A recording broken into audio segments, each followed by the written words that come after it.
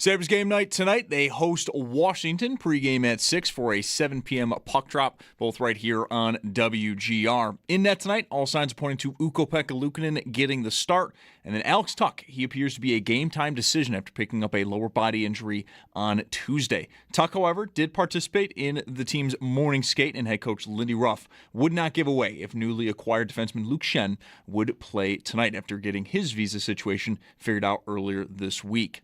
There are 13 other games on the docket tonight. Some of the notable matchups to keep an eye on do include, also at 7, the Red Wings down in Florida versus Tampa, and the Panthers, they are hosting Columbus. 8 p.m. sees the Oilers in Dallas versus the Stars, and then at 10, Pittsburgh, they are out west to take on Las Vegas.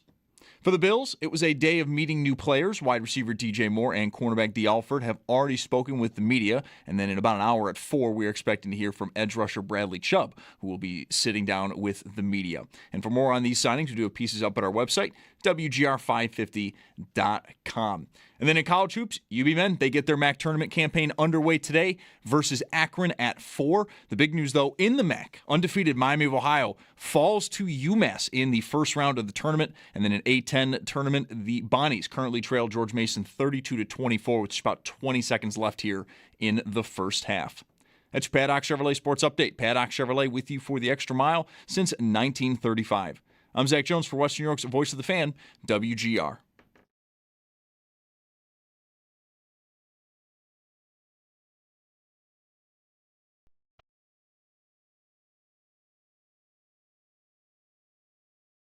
It's Mike Schopp and the Bulldog. I don't think Michael's ever done drugs. It's Mike Schopp. I don't know if anyone's ever offered him any. Let's go over some of the symptoms of marijuana use, shall we? You tell me who this sounds like. It's the Bulldog. Slow moving, inattentive, dull, constantly snacking, shows a lack of motivation. It's Mike Schopp and the Bulldog on WGR Sports Radio 550. You know, in the days, and there were many, before the Sabres became interesting this time of year, you would sometimes divulge that you would have the NHL standings open at all times on your browser. Yep.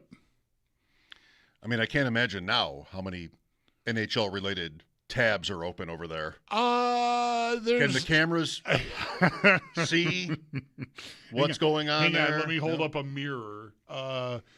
No. What do you have? Just the standings and the Sabres page. I haven't got Sabres page. Well, the Sabres Sabres page. The stats is where I have it open to, but from there I can get the schedule or the roster or anything else that's on there. ESPN. Yes. Wow. Yes. I like how all the see they have a red E in the corner of each tab. A red E. Yeah, like for ESPN, their logo. So all across the top, I've got. You like the symmetry. I like how that. Although now that we're talking about it, the two on the end are not, and I should maybe rearrange. Anyway, but eventually I'll get around to a Capitals page, maybe go to like a Puck Luck somewhere to get line combinations, that kind of thing. Daily Face-Off? Do you use Daily Face-Off? I have used Daily Face-Off for that. I've also used puckluck.com. I don't know that one. Yeah. Do you have anything that tells you the Jack Adams Award odds? No, I count on Greg Wyshynski for that. Is that going to be a problem? Probably. This morning they had a clip. Pete Blackburn and somebody, maybe it was Kevin Weeks, arguing about who should win the Coach of the Year. And I don't know. I have a Homer-averse gene that that sometimes ends up not being worth using or having. But the one guy, Blackburn, was like, John Cooper needs to win or deserves it or something, like basically in the lifetime achievement category. And he said something about how, well, this is not a quote. I'm probably overdoing it, but the morning guys had a field day with it. Like that the Lightning have overachieved, that nobody thought. And Joe rightly went, what place were they expected to finish in? Second. What place are they in? Right. I mean, just how could you possibly have credibility selling that the Lightning are an underdog story. Yeah, that doesn't really They're wash. never one. I mean, No. that's just ridiculous. And I hope it was Kevin Weeks. Whoever it was, I want to say his name and then eventually marry him. He said, I mean, that's absurd.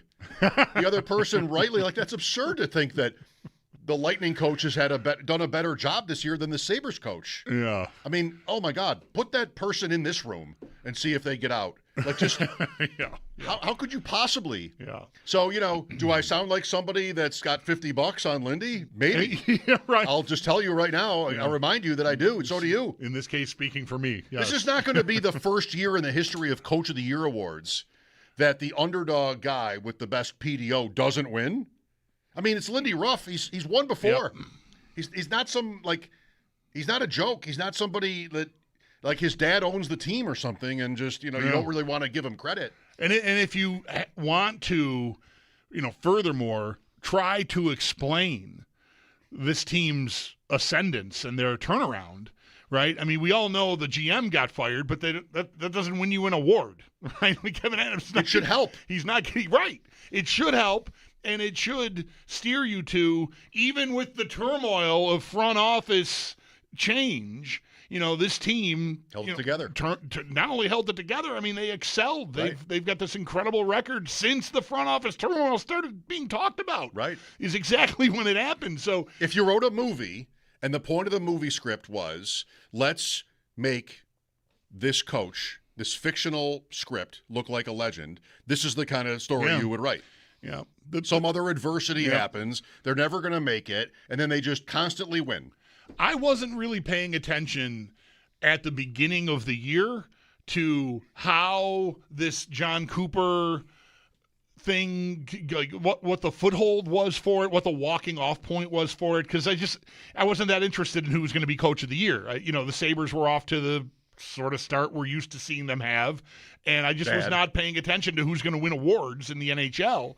The first time I heard about coach of the year was probably before the Sabres really blasted off, and there was this, how about John Cooper for a change sort of sentiment, and it is, it's very much a career achievement type of sentiment is what I'm getting. He's had excellent years and done great jobs and won cups, but he's never had that year where he got that recognition, and seeing as how there doesn't seem like anyone else obvious by the usual criteria, i.e. what you're saying, right?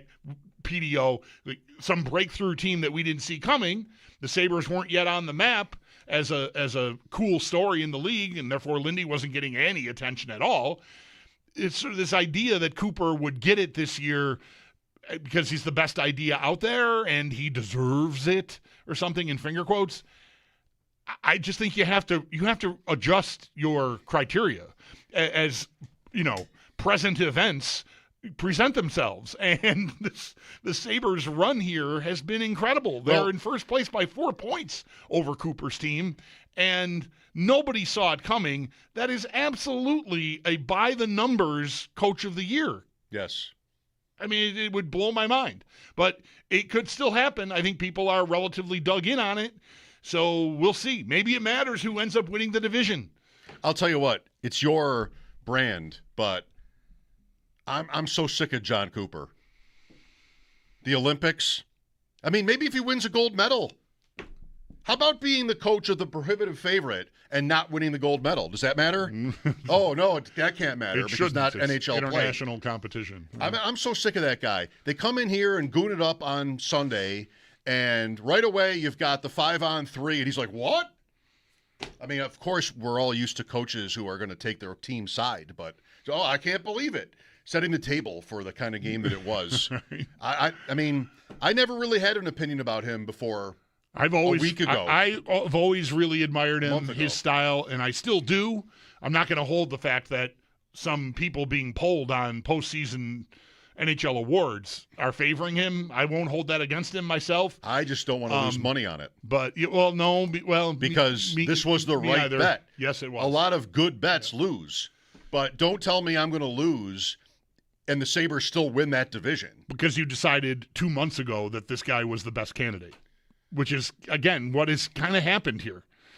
Lindy won Jack Adams in 05-06. And they finished second in their division, and he won anyway. What was that?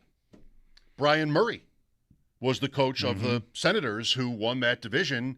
He had won the award, Murray, by the way, in 1984 for Washington, and I don't know, maybe they didn't have a problem with not voting for Brian Murray because he'd already won one 22 years earlier. I'm tangled up here. Not mentally. It might sound like it, but physically with the cord. You are the guy. People know you for this. They stop you on the street. They come up to you and buy you drinks. This ought to be good. This is about hating coaches. Every week in the NFL season, we tune in to hear Bulldog, what he's going to say about how much he hates Dan Quinn or whoever it is the Bills are facing. Like, this guy has to be, for example, stopped. Dan Quinn, you're a 50-year-old leader of a football team. Put your baseball hat on straight and stop wearing it backwards, like you're in high school. Every time you know what to say. And I kind of want to take this on for hockey. I don't want to step on your toes. I would love it. My problem is I don't know the coaches of the other teams, and I like too many of them. We've been so I'm not eligible. I could not do this for you. Okay, because Martin St. Louis. I don't. Right, I love Marty St. Louis. You do? You love him? I love him. Why? I love his suits. I love his suits. His suits. I love his style. I love his team. I love his career. I love his story. I love Marty St. Louis. Yeah. I have too much respect and admiration for too many coaches because it's been too long since any of them mattered to me as a Sabres fan. Like, I've got 14 years in here without having any animosity towards any of these people ever, because you're not keeping me from doing anything. I'm keeping myself from doing anything. I am my own worst enemy. I cannot figure out how to get out of last place. And none of you are, in part, you're all keeping me there, but mostly I'm a prisoner of the Sabres' of their own ineptitude. So by virtue of that, this would have been the same when the Bills were in the midst of their drought. No coincidence. This has become a thing on our show since the Bills got good, because now I care about everybody the Bills play. The Sabres, I got to warm up. The guy, I've had 14, 15 years of just nodding like, I kind of like this team's style. I bet I like this coach. There's been no. I'll try to help. Yeah, it might be a heavy lift. I mean, there are a couple of easy ones here of the potential playoff opponents. Patrick Waugh, that won't be hard. Insufferable. I mean, yes, that'll be super easy. Yeah. Bring on Patrick Waugh. Yeah, for me. Marco Sturm. I will just simply hold the Bruins saying welcome home to him when he got hired against him. Can I use that? That was preposterous. Welcome home. Welcome home, Marco Sturm. He's from Germany. He played for the Bruins late in his career. Welcome home? Yeah, you're right. That's bad. We can work together. Yeah. We got Cooper. St. Louis, I'll take, the lead on that one. Travis Green, Ottawa. Travis Green scored a goal that I probably cried after. I was very, very happy scoring for the Leafs in an multiple overtime game at Philadelphia. Remember the morning guys talking about bars that had closed the last time they watched the Sabres in the playoffs? Yeah. This was at a bar that's still open, Vinny's. All right. On Clinton Street, I think it is. Right at that split. Right at that split. Yep. And I went there with Brad. Old French, I think that is. On a Saturday afternoon to watch the Leafs and the Flyers. All right. The Sabres were not in the playoffs, and I was a Leafs fan, and Travis Green scored like a triple overtime goal, I think it was. That's a big one. Hope one. I'm right about this. Rick Bowness, come on. That's working? Come on. That's the coach you hire when you're out of ideas. They have hardly lost since he took over. 14-2-3. Yeah. That's when you're out of ideas. This is where where is he again exactly? Columbus, right. Okay, thank you. Yeah. You knew it was going well. I knew it was going well. I just wasn't sure what team he was on. That's right. And what's Detroit? Todd McClelland? Oh, that's easy. I mean, get another job. He looks like some version of a video game generated coach made out of a Lego set. Oh, baby. McClellan. I can't beat that. He is. Right? I can't beat that. I'm out of my depth here. He looks like his head is just popped onto the shoulders of one of those Lego guys. I'm not even willing to try. He's got a square head. I can't. I mean, I'm not even willing to try to beat that. What am I going to use to beat that? Lego coach? Lego head coach? It's ours, which means it's yours. I'm gifting I'm this not sure to I you. want it. Oh, now I'm offended. All right. Well, we've covered most of it. Who else is relevant? Brindamore. Yeah. Come on. Oh, God. Yeah. I have this. Out. You're retired, pal. Work out a little less, okay? Yeah, I mean, I'm so out of my league here. I have written, I thought this would be fun for fans who wanted to play this out. Maybe you've already done this in your head or written it out like I have, but this is my job, okay? The perfect trip. Can we do that? Can we get away with the perfect trip as a topic through the playoffs all the way? I'm not sure I want to make it like my absolute perfect trip because I don't want to just do one and then everybody goes, yeah, that's the right answer. I don't want to play. So I want to leave a couple of cracks for anybody else who wants to share with us, offer to us their perfect Sabres playoff trip. Who are we playing? So I want to be the 1 seed because I want that money for the coach of the year. And I think I might have to get We're going to have to beat Carolina out for the top seed in the East. I might have to beat Tampa at least. Okay. I think if they win the division, he'll win the award. Sam Panayotovich will be on tomorrow, said last week it's a 2-man race. Right. It's Ruff and Cooper. Yep. And when we talked to him weeks ago, and I brought this up last week as well, I think the Sabres might have to win the division for Ruff to win the award. And they're in first place, and it still doesn't sound like people are necessarily inclined to vote for him, which I don't understand. But I'm saying we're the 1, and there's a Demons tour, Demons path for this. All kinds of demons are lying around. You've really done work. It's the traitors in those grave sites, and they're all just going to pop out. You've got Ottawa from 20 years ago, if not more. You've got Carolina and Brindamore waiting. You've got, Montreal and Boston. That's my youth, and that's having pretty good to very good Sabres teams lose every year in the playoffs to one or the other. Like, you've got a lot of, and then you've got the West. And there's that in the West as well. I think my favorite idea for the first round is Detroit because I think they're the weakest team in play, and the Sabres have never had a playoff series with Detroit. There's 4 teams in the East they've never played in the playoffs: Tampa, Florida, Columbus, and Detroit. And I think Ottawa's probably good, and even Columbus might be pretty good. I think they're all better than Detroit. So Red Wings would be a very fun first round. Fans would go to Detroit. Their fans would come here. There's got to be lots of them in Southern Ontario. Yep. That would be pretty hot. So I'll take the Red Wings in the first round. 6, make it 5. Even 20 years ago, the Sabres didn't win series at home but once. That was the Islanders series, and we all hated how they played in that series. And I'm in the party in the plaza trying to find my wife, who will not respond. She will not pick up her phone, and I'm just like lost downtown with no plan at all. I can't get anybody to contact me. I'm not bitter about it. That's no, it doesn't sound like you're carrying that around at all. That's 2007. Yeah. So I will take Detroit in 5. And let's have the Sabres party. over Detroit in 5. Right. Detroit is the first round opponent, and the Sabres win in 5 games. Well, Ottawa is there for an option.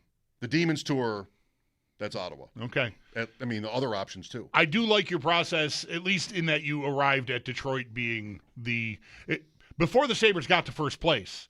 My hope was second and third. I don't even care what order with Detroit. Give me that. I think that is easily. It's not. I don't know. Easily is a little too strong, but I would identify them also as the team that is the least scary of the potential matchups. They're -2 in goals. Right. And I look at them like I think I've said a few times, like as this has gotten kind of hot here, like I haven't really sat with Detroit. I finally did a couple weeks ago, And they won a game in Ottawa that they absolutely got blown off the ice in. But the goalie played great, and they won like 2-1 or something against Ottawa. Like, this didn't really teach me anything. Detroit is also Patrick Kane. Right. All I really got out of it was that I think if they do play the Red Wings, I am going to lead the charge to hate Alex DeBrincat. Just because he's got one of these faces that I think is going to be very easy to say. He's going to score on you and look like, that's right, I did that because I'm Alex DeBrincat, and you're going to want to hit him in the face with a shovel. I am anyway. You got to be excited. So, but I think overall that's the right. Montreal could end up being an easier matchup because they aren't very good defensively, and their goaltending has been pretty erratic. So, but they also are a way higher variance than Detroit. Like, they can cook on offense and with the puck. And that's a team whose power play, you get into a 7-game series with Montreal, they could score at like a 35% clip on the power play and just beat you that way. Yep. They have so much skill and talent. I mean, Detroit has good guys, too, on their power, but Montreal is just another level with the way they move around the ice on offense. Well, round 2, I thought about them. I mean, Matthew Barnaby, 98. 98 was a great Demons tour run. I mean, that's Philadelphia, Boston, 99. 99 is Ottawa, Boston, Toronto. Right. 98 is Philadelphia, Montreal. I mean, 2 years there, you got some revenge against the old rivals and the Senators. But I think Boston's better. Beating Boston would be more fun than beating Montreal. I think Montreal is kind of scary, like you said. I agree. I think they're play Boston. They're the better team. Give me Boston. I mean, no matter how hot the Sabres are, there's still going to be 5,000 Canadians fans in that building, one way or another. Enough people will sell. And that's I went in there. I felt alive the last Montreal game. The Sabres lost. People around me, lady behind me just kept saying poverty franchise. You know, like it was just, it was. Sounds like a great time. Lively. It's better than empty seats, I Yes. guess, or Sabres fans who are on their phone all night talking about their jobs. But, I mean, I don't need that. So, Boston.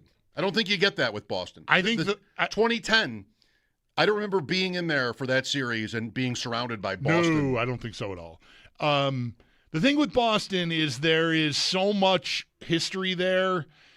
I was talking about this. Owen and I were talking about this last night because I was watching Ottawa play last night, but Montreal. Funny enough.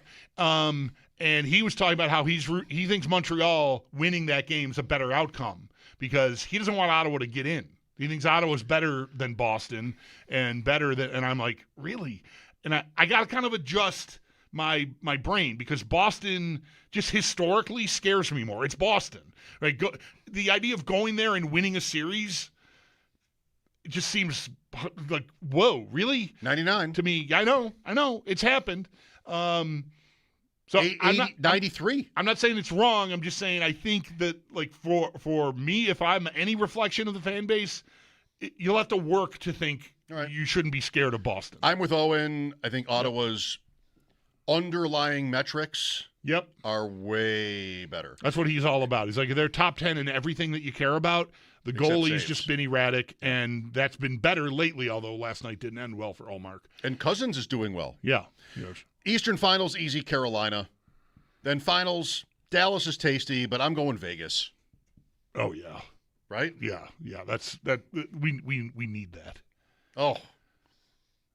And I can't even begin to try to handicap the West because the Central is so top heavy. Those three teams there are like one of them's going to get there, but they may be severely damaged by the time they do. Second choice, Edmonton. Didn't happen in 06. McDavid, right? They've been in the finals last 2 years. Yeah. Oh, let's go. How exciting is all of this? I'm just getting a text. The Sabres have lost to Washington 5-2 tonight because we're talking about the playoffs and we shouldn't be, and we're in trouble. Not really. 803-0550. What's your dream trip? Sal at 4. We're pretty much open today. Pregame at 6 for Sabres Capitals. Alex Ovechkin. I don't know. Maybe not for the last time, but last time this year, I did make him card of the day. You told me you thought it was okay. Until the playoffs. They're not going to make the playoffs. No, they're not. They're dead. You told me you thought it was okay if I made Ovechkin card of the day, so I have on Twitter. There it is. Rookie card. One of my favorite cards in my collection. We will talk to Sal at 4. I think I just mentioned that. Hope to hear from you next. What's your perfect Sabres playoff trip? Lines are open. Mike Schopp and the Bulldog here, WGR.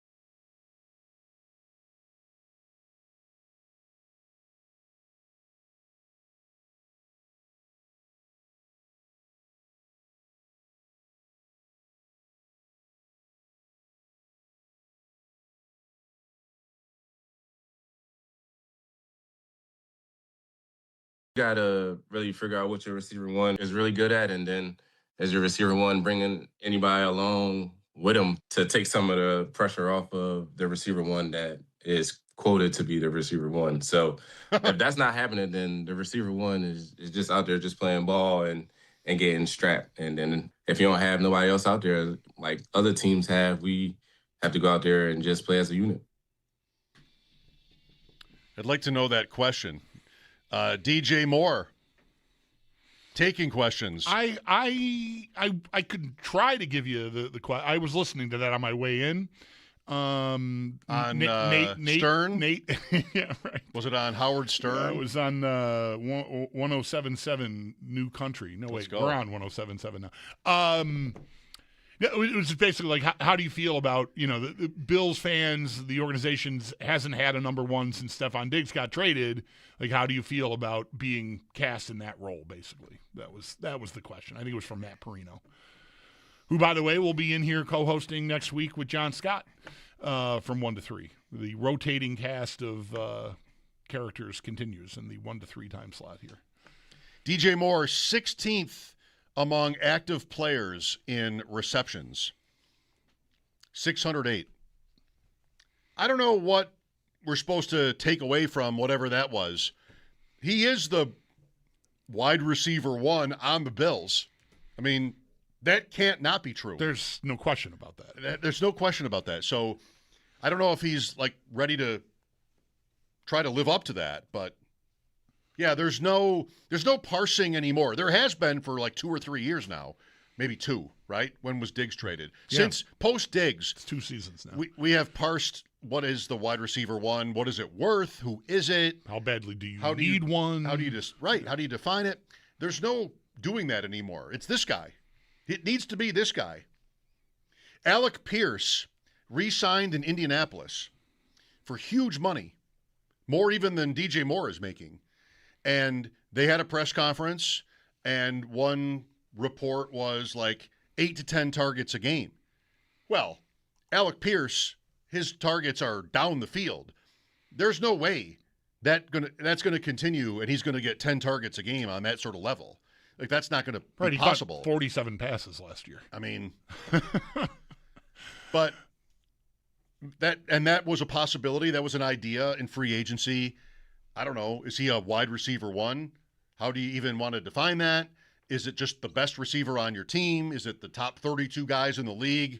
I guess it's all debatable. But here, it's got to be DJ Moore. He's got to be ready to try to live. Yep. I'm not sure it could be 8 to 10 targets a game. It probably should be, but they're not going to be all, deep shots. Yeah. I don't know. I guess I know we've talked around it and about it for 2 years. I don't know that I really have a clear definition, even in my own head, of what it really means. Like, what is wide receiver one? I know it's easy to look at the Bills the last 2 years and say they didn't have it. And by that, I just mean they did not have a guy that deserved to be fed. That maybe is the base sort of ground floor foundational definition. I would expand it from there, but do I have a guy that's good enough amongst my group that deserves to be fed? Is he more dangerous? Is he going to get open consistently? Will he have chemistry with my quarterback? If all those things are true, then I think I have a wide receiver one. I've got a guy that warrants the quarterback's first thought. I know there are going to be different plays where different guys are the intended target and whatever play design, but like I think DJ Moore meets that criteria well enough for me. Is he wide receiver one on every team in the league? I mean, of course not. He might be wide receiver 20 out of the wide receiver ones in the NFL At best. But he qualifies. He meets the base level criteria for me of that on this team right now. So from there, I mean, I don't know. Like the Alec Pierce all along to me felt like the best idea you could have if you already have a wide receiver one. Like, I'm going to bring this guy in, and he is going to do this one thing really well, and he will get some targets because of it, and I'm going to pay him heavily because I can afford it and make it sing. But I don't think his career to this point tells you he deserves being labeled wide receiver one. I love that point. 2021 Diggs put Alec Pierce across. Right. Like that's We are humming. that's Yeah. that's a great idea. But no, I never liked that. I mean, of course, it was going to cost $1 billion, but never liked that idea for this year. I mean, Khalil Shakir, 76 catches in 2024, 72 in 2025, both times leading the Bills. You're looking at like 45 yards a game, 45, 50 yards a game, 4.5 catches or so on average per game. Like, that's not wide receiver one adjacent. That's not even close to that. But he is the number one receiver they have. Right. And, of course, they went about correcting that, and they probably have. But to what extent? I guess we'll find out. Yeah, to me, we've all weighed in on the price, maybe me least of all because I wasn't here the day it happened. But in a way more credible fashion, they addressed it than they did last year. Like, to me, the idea that Josh Palmer was anywhere near going to be that player was insane. And not that the Bills even ever said that, right? But we're hoping for an upgrade and a decisive market one at that to the receiving core, and they brought us Josh Palmer, and we all kind of went, yeah, that's probably not going to do it, and it didn't. I think Moore has a chance to be a 100-catch, 1,200-yard receiver on this team. I right now I would take that if he gave you that with 8 touchdowns or something. That's a great year. That's a hit. I think that's not insane. To have ever thought about Josh Palmer doing that would have been insane. Yeah, well, I'm not copping to that because I never thought it would be half that with Palmer. Maybe that'll be different. If Moore hits, then Palmer, if healthy, can really play an interesting complementary role to Moore. Here's George with us. Hi, George. Afternoon. I guess my expectations are limited with Moore because I don't think their offense leads to kind of 1,000-yard wide receivers. I think we're run heavy. My expectations would be 700-800 yards and about 8 touchdowns, and I'd be fine with that because I think you have about 2 other guys that are probably in the 5-6 touchdown, 400 or 500 yard. I just don't think we have that type of offense that would produce 1,000, 1,100 yards. So, I think everyone should manage their expectations a little bit. I can't imagine more. If he doesn't get 1,000 yards, everyone's going to be PO'd. You know what I mean? And I don't think that that's what he's set up to do here. Well, I wouldn't assume that. Thanks, George. I appreciate your take on this. I don't think everybody's mad if, what did he say, 800? Yep. Like, I don't think everybody's mad. I think what most people want from the Bills is macro, somebody who can scare defenses, who can matter. Due respect to Shakir, nobody, other than, I guess, Cook in a different way, has been that at all. Coleman has never been that. Palmer was never that, even with the Chargers. Like, just somebody that matters from a game plan standpoint. I think we want that. That's kind of the underlying point in making a move like this. And then ultimately what it is in the playoffs, when it comes down to it, the Bills have all these close playoff losses. This guy makes the play. He kind of did that for the Bears.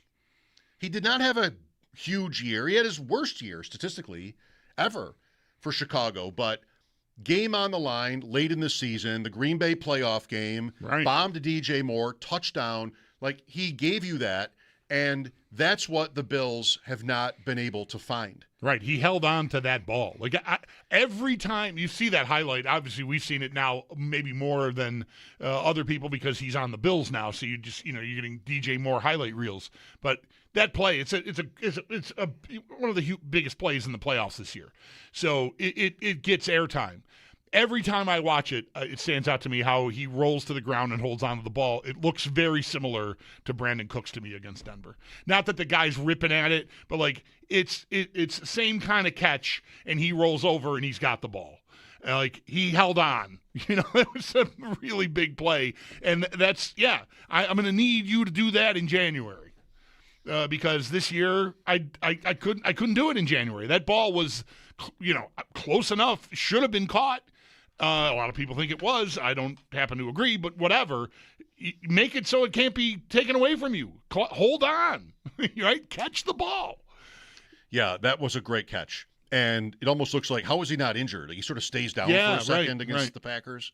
So that's it. I mean, that doesn't even have to be DJ Moore. But if he has the kind of season that gets them to that game again, and somebody else makes that play, and maybe it's because DJ Moore is getting double-teamed or something, then you win. I don't think it's a stat threshold that needs to be reached. I mean, they have won 12 or so games a year for years here with Shakir catching 72 for 600 or whatever that number is. I don't even know. Like, he can top that. I don't feel like that means it will not be considered a success if you'll allow the double negative. So, yeah, I mean, what the Bills haven't, for all the talking, what they haven't had is the guy in the playoffs to get it done. And that includes Diggs.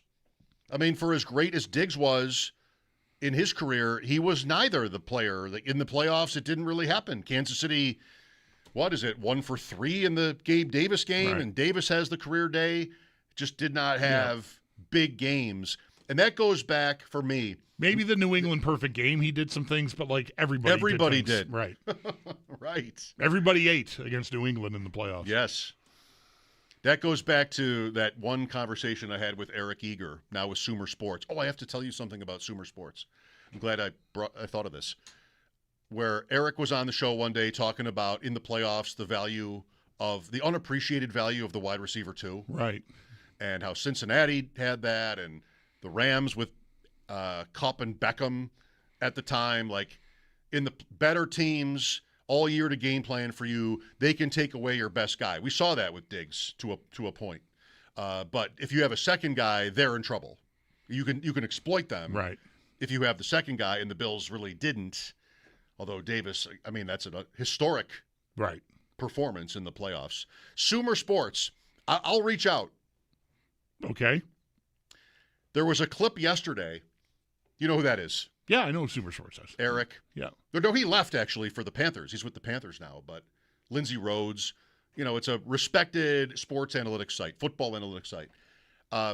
Yesterday, I'm just sort of looking at Twitter like you do, where you're not really, completely zoned in, but there's no real objective in mind. Your mouth is open. Going through, right. And there's a clip of an analysis. I'm saving the big one. There's a clip of an analysis of a tight end, the Ohio State guy. And who's offering it? Pete Metzelaars. Oh, wow. And it's a video where you see Pete, and he's talking about this. I don't know the name of the guy. Probably should. But, my drafts are still a month off. And I'm like, we should totally get Pete Metzelaars. If he's in the analysis business, like if he's scouting prospects in that for Sumer Sports, he could be our new best friend. How much time have you spent with him? I'm none. Probably have talked to him once or twice on the radio. Yeah, same. But that's it. And I don't even know if that predates us, which would go back, 23 I don't think you and I have had him. Yeah. I mean, he might just hate the idea. So I don't know. I'm not assuming anything. Is Max Clare the Ohio State tight end you're thinking of? Yes. Yeah. Clare. Klare. Klare. I'm looking at it right now. There's no I. 6'4", 246. There's no I in Claire or team. Yes, so maybe Pete Metzelaars is in the space. Right. Let's hit up that. Totally. Or hit that up. I think it's whatever. Either. Both. That sounds so old. Sal Capaccio at 4. Mike Schopp and the Bulldog. Sabres Capitals tonight downtown. Pregame at 6 here on WGR.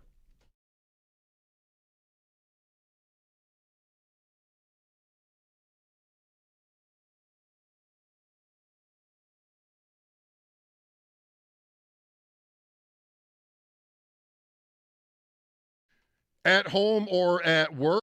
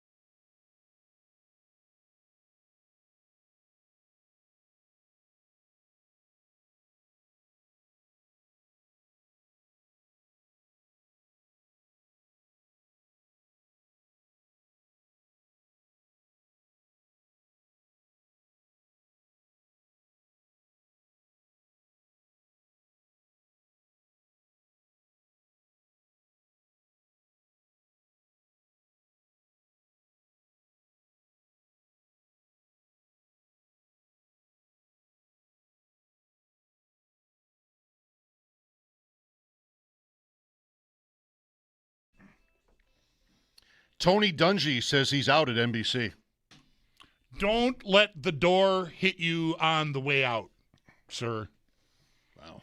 Not a fan. How nice. Not a fan of Tony Dungy. You think he was a hockey coach the way we were talking about him? I think he should have been out of there 10 years ago. But you're somebody who came to like Jason Garrett. That's right. Okay. It helps that Jason Garrett doesn't have a long history of public homophobia. Does it? Okay. That matters to me. All right. And Garrett, I thought, really loosened up on that show in the last year or two. I missed that. The Football Night in America show, I still, it's a habit. I look for a highlight show when we're done with post-game, 1 o'clock game, right? The 4 o'clock games wind down, red zone's over. I'm going to that show. And I think Garrett became a much more colorful and effective broadcaster. I think he's worked at it, and I respect that. Dungy, I can't stand. Okay. Is there an opening then? Sean? Sure. Yeah. Maybe? Yeah. Does he want to go into broadcasting? I'd be happy to talk to him if he wanted thoughts. I would love to talk to Sean McDermott again sometime. Me too. I expect that we will at some point. I hope that happens sometime soon. Yeah. He takes a job on like a Fox panel or some sort of a Saturday morning football. He's probably better above that. He probably doesn't need to stoop to that level. I don't know. Yeah. I can't see. I can't see it. You don't think it's in his personality? No.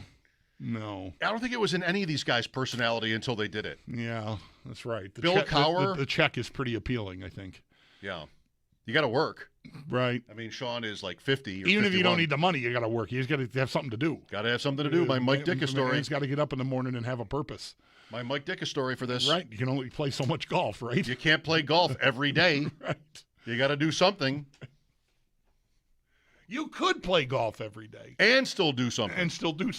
It doesn't take the whole day. Although I think feels like it does. I wonder if part of Ditka's point at the age he would have made that comment was, physically. Because right now, I don't think I could play golf every day. I play 2 days in a row. There's no chance I'm signing up for a third. My conversation with Mike Ditka about this was probably 26 years ago, give or take a year. And I think he's late 80s now.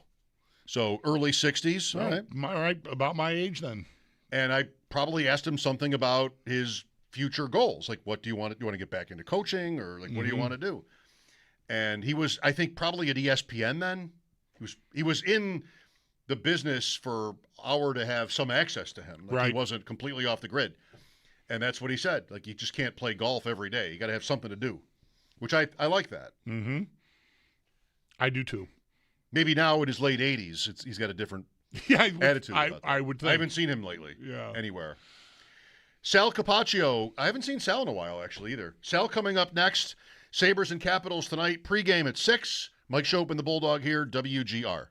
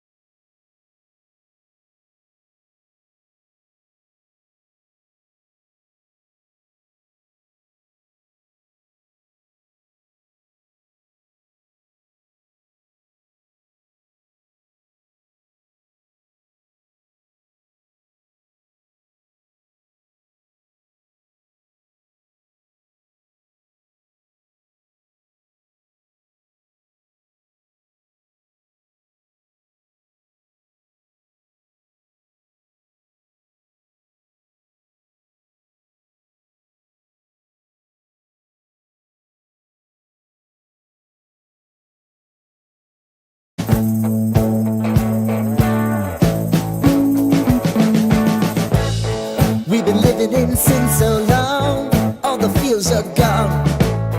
Fella stopped me on the street last night, said everything's alright. Roller coaster, make it through the day upright. It seems your meal ticket is gone, but life goes on. I could never imagine something better. Yeah, right. Now you're cooking on high heat in the middle of the street. Roller coaster, take me to a better time. Let's go.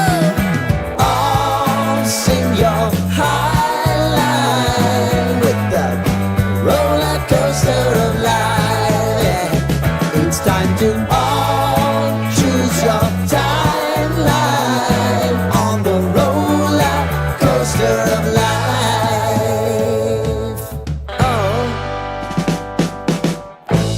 You seem to easily forget how to place your bet.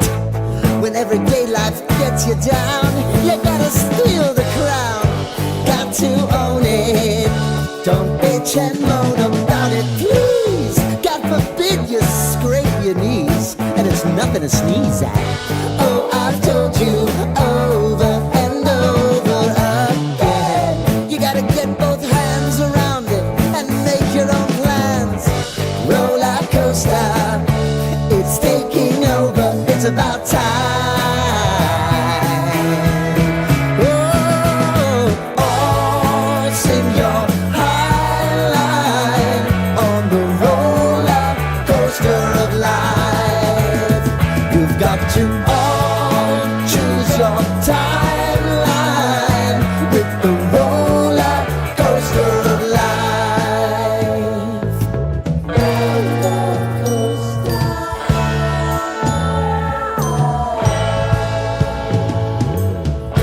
I want to go down the rabbit hole, down the rabbit hole of life.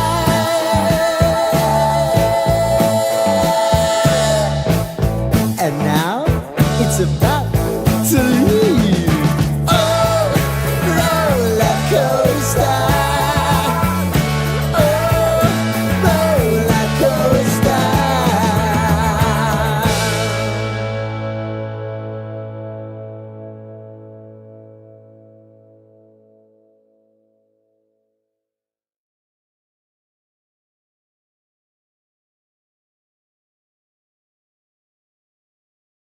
Sabres game night tonight. They host Washington pregame at 6 for a 7 p.m. puck drop. Both, of course, right here on WGR.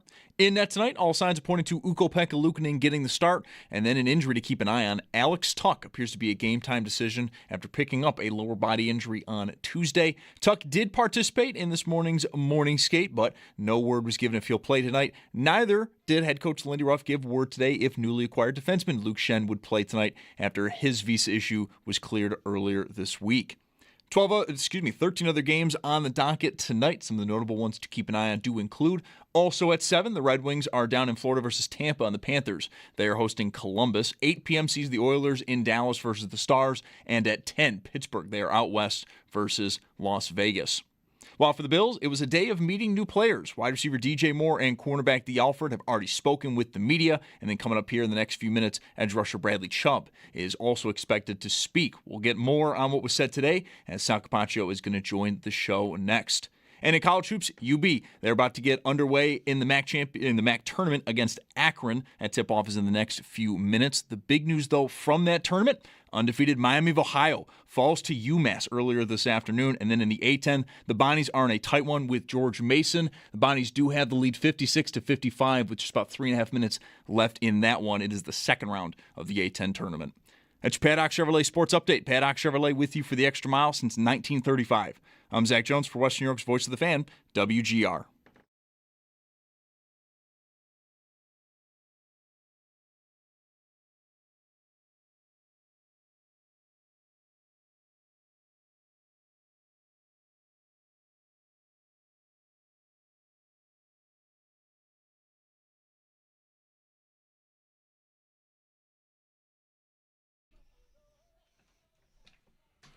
we take a break or not from pondering who we want the Sabres to play in all 4 rounds. The dream trip, as we welcome Sal Capaccio to the show. We've both known Sal a long time. I don't exactly know how superstitious Sal is. I always have it in the back of my mind that something like this, when there's a month to go in the regular season, who do you want to play, is, not everybody's favorite thing to want to listen to. But I don't know. Like, that's always true of somebody, no matter what you're talking about. Of course, right. So, Sal, feel free to fire on who you want the Sabres to play in every round, or we can just get to football.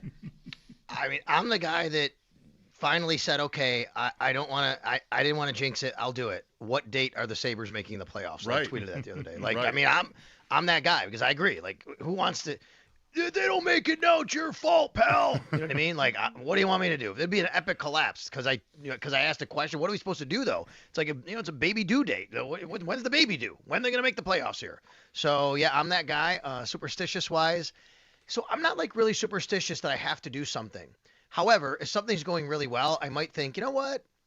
I might not want to change things up of what I've done, right? Like, just kind of in reverse order. For example, this happens sometimes to me during the Bills season. Driving to the stadium in a certain way. Like, oh, hey, they've been on a roll here. Like, I don't want to take a different route today. Like, I don't really want to mess up the mojo that's going on here. Yeah. I have thought about the playoffs, and I would say I like your idea for Detroit. Probably checks the boxes there. Now, look, this comes down to me to the same question and the same kind of thing people say about playing the Chiefs in the playoffs. When you say, well, it'd be great to not have the Chiefs. No, I want them. I want to beat them. Well, you're not guaranteed to beat them, right? So I'd love to beat Tampa in the playoffs. I'd love to beat Boston, arch rival, nemesis growing up, Adams division in the playoffs. I also can't guarantee that I'm going to beat those teams, and it would suck to lose to them, to be quite honest with you. So I think Detroit is a nice landing spot there. You'd rather have the easy road than avenge any 100%. sort of issue. But would it be past. juicy? What is it juicier to be? Right. It's juicier to be Boston for me more than any team in this league, and it's very quickly approaching Tampa, by the way, because of their fans, by the way. Yeah, this is our whole, well, I'll speak for myself. My whole life with the Sabres is, because it was formed in the early to mid to late 80s when they would lose to these teams that were bullies, and, like, I didn't have anything to draw from. So I remember 1998 when I was just starting in radio. They were playing Philadelphia in the first round. They'd lost to the Flyers in 97. They'd lost to them, I don't know, 3 other times maybe, like 75, 95, whatever. Like, it wasn't a team the Sabres would ever beat. Right. And I was talking to Lindy on the air before that series, and it kind of hit me, why can't they win?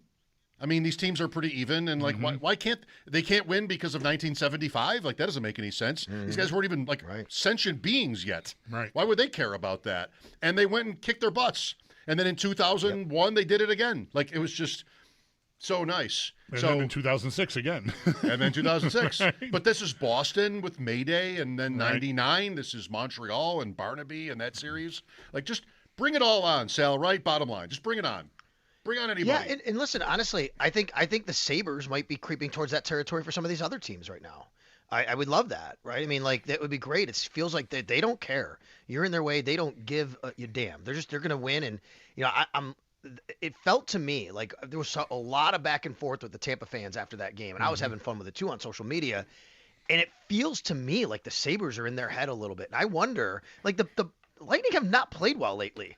And I just think, like, maybe the Sabres could be that team that people start to think, they're in the back of their brain of, because they're beating them and they don't want to play them in the way that they're playing. Yeah, the Sabres have, the game on Sunday is its own separate category. The game in Tampa the Saturday before that was really a big, strong statement. But you're right, Tampa's lost maybe 7 of 8 coming out of the break or something. So, we had someone call us, I think, on Monday, said, like, I think maybe Buffalo broke them.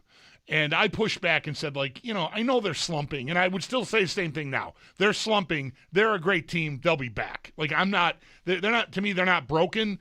But I don't have to be right about that. They could be. The Sabres could be in their heads. I kind of doubt it. It's a veteran team that's done a lot of winning.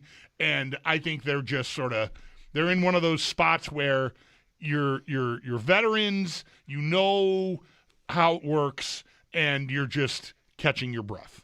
It's March, and just, okay, yeah, we want to win the division. Yep. All right, let's get it.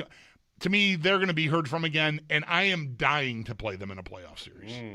I mean, really? I am dying to play them in a playoff series. Not me either. I'm dying to beat them. That goes back to what I said. Right, I'd love the juicy beating them. Right. But I'm not telling you I like the matchup. I just want to see it. I am dying for Ottawa to play them in a playoff series. It would be great. Yes. Did I just say, by the way, that I talked to the Sabre coach, who is, by the way, now the current, again, Sabre coach 28 years ago on the air? Who am I, Stan Barron? Right. Like, I know. Eventually, it's time's up. I mean, got to be soon. Yeah, it's crazy. All right, Sal. What kind of an impression do you think DJ Moore made today? A good one. I think it was thoughtful. I think he was. He showed he's a high IQ guy, and I think on and off the field there was a little bit of banter about reading things and relaxation and things like that. So I think he seemed pretty thoughtful. But I think what's come out in this process, hearing from people in Chicago and reading things online, thinking of DJ Moore, his excitement, like there was a disconnect there with him and the Bears, and that might have come from him and Ben Johnson, but especially might have come from him and Caleb Williams. And it feels like the divorce was needed in some regard, and this has re-energized him to be in Buffalo. So I think that impression came off today, which is here's a guy who really, he's energized to be here, a part of this organization, maybe even, a big part of that is away from where he was. It wasn't like he talked any smack about Chicago, but it feels like that was something he needed, and he landed in a spot where he's really excited because of who the quarterback is and the winning they've done. Yeah, I mean, it really stood out to me. Not that I didn't know this, knowing where he'd been in his career, Carolina then Chicago. But I liked hearing him talk about how last year was his first experience winning in the NFL, and how since high school, right? We were told yesterday, right, from our Bears guest. Yeah, he had never been on a good team since high school, right? And what did he say? Joe Brady said. What did Joe Brady tell you? Just go run. Get ready to run. He told me in Carolina. Get ready to run. Just get ready to run. Get ready to run. Just same thing in Carolina, and he kind of likes that, right? So it feels to me like he's on board with Joe Brady. He likes Joe Brady as a coach. He's glad he is reunited with Joe Brady. Had a nice year with him in Carolina. So I think it feels like it's checking the boxes, for what he was looking for and what the Bills were looking for. How much? I know it's early here. We're not even into guys on the field in shorts and OTAs or anything. We got a long way to go, so there'll be time to answer this question in a more informed manner. But how much do you think them making the move for DJ Moore signifies them wanting to feed how important is it to them, to Joe Brady, to the offense, to Josh Allen, to have a quote-unquote number one wide receiver? Their actions tell you it mattered. Do you think their actions on the field, game plan, scheming, will also reflect that? I do. I don't think it has to reflect it in 100 targets, right? Maybe that's what he gets. I'm just saying that, or 100 catches, whatever number you want to use, I guess. I don't think it has to reflect it in these monster numbers. I think the Bills recognize what having a actual number one wide receiver does to your game plan overall, because you can still have a number one and everybody eats, right? And I think that's where we're trending here, which is, oh yeah, we got a guy, he's gonna, because of him, everybody else is eating, right? Something like that. I think the Bills really missed and understood the value of having a guy that other teams had to plan for. The other teams have to game plan for, and that will open up others. And you guys played the clip earlier of him talking about it. The question was essentially, and I think it was something about, what does a number one wide receiver look like? What does that do? Right. What is the role? What does that entail?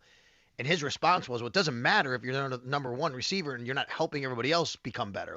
The number one has to help everybody else become better. And if I'm not doing that and everybody else is, then none of us are thriving. Well, guys, that's right down the everybody eats, chart, right? Which is, I'm going to do my job as the number one, and that's going to free up Khalil Shakir or whoever else is the number three and James Cook. But his job is to me, as a number one, still be the primary target on most plays, the primary receiver on a big third down play, and catch down the field when they need it. That's what a number one has to be on this offense.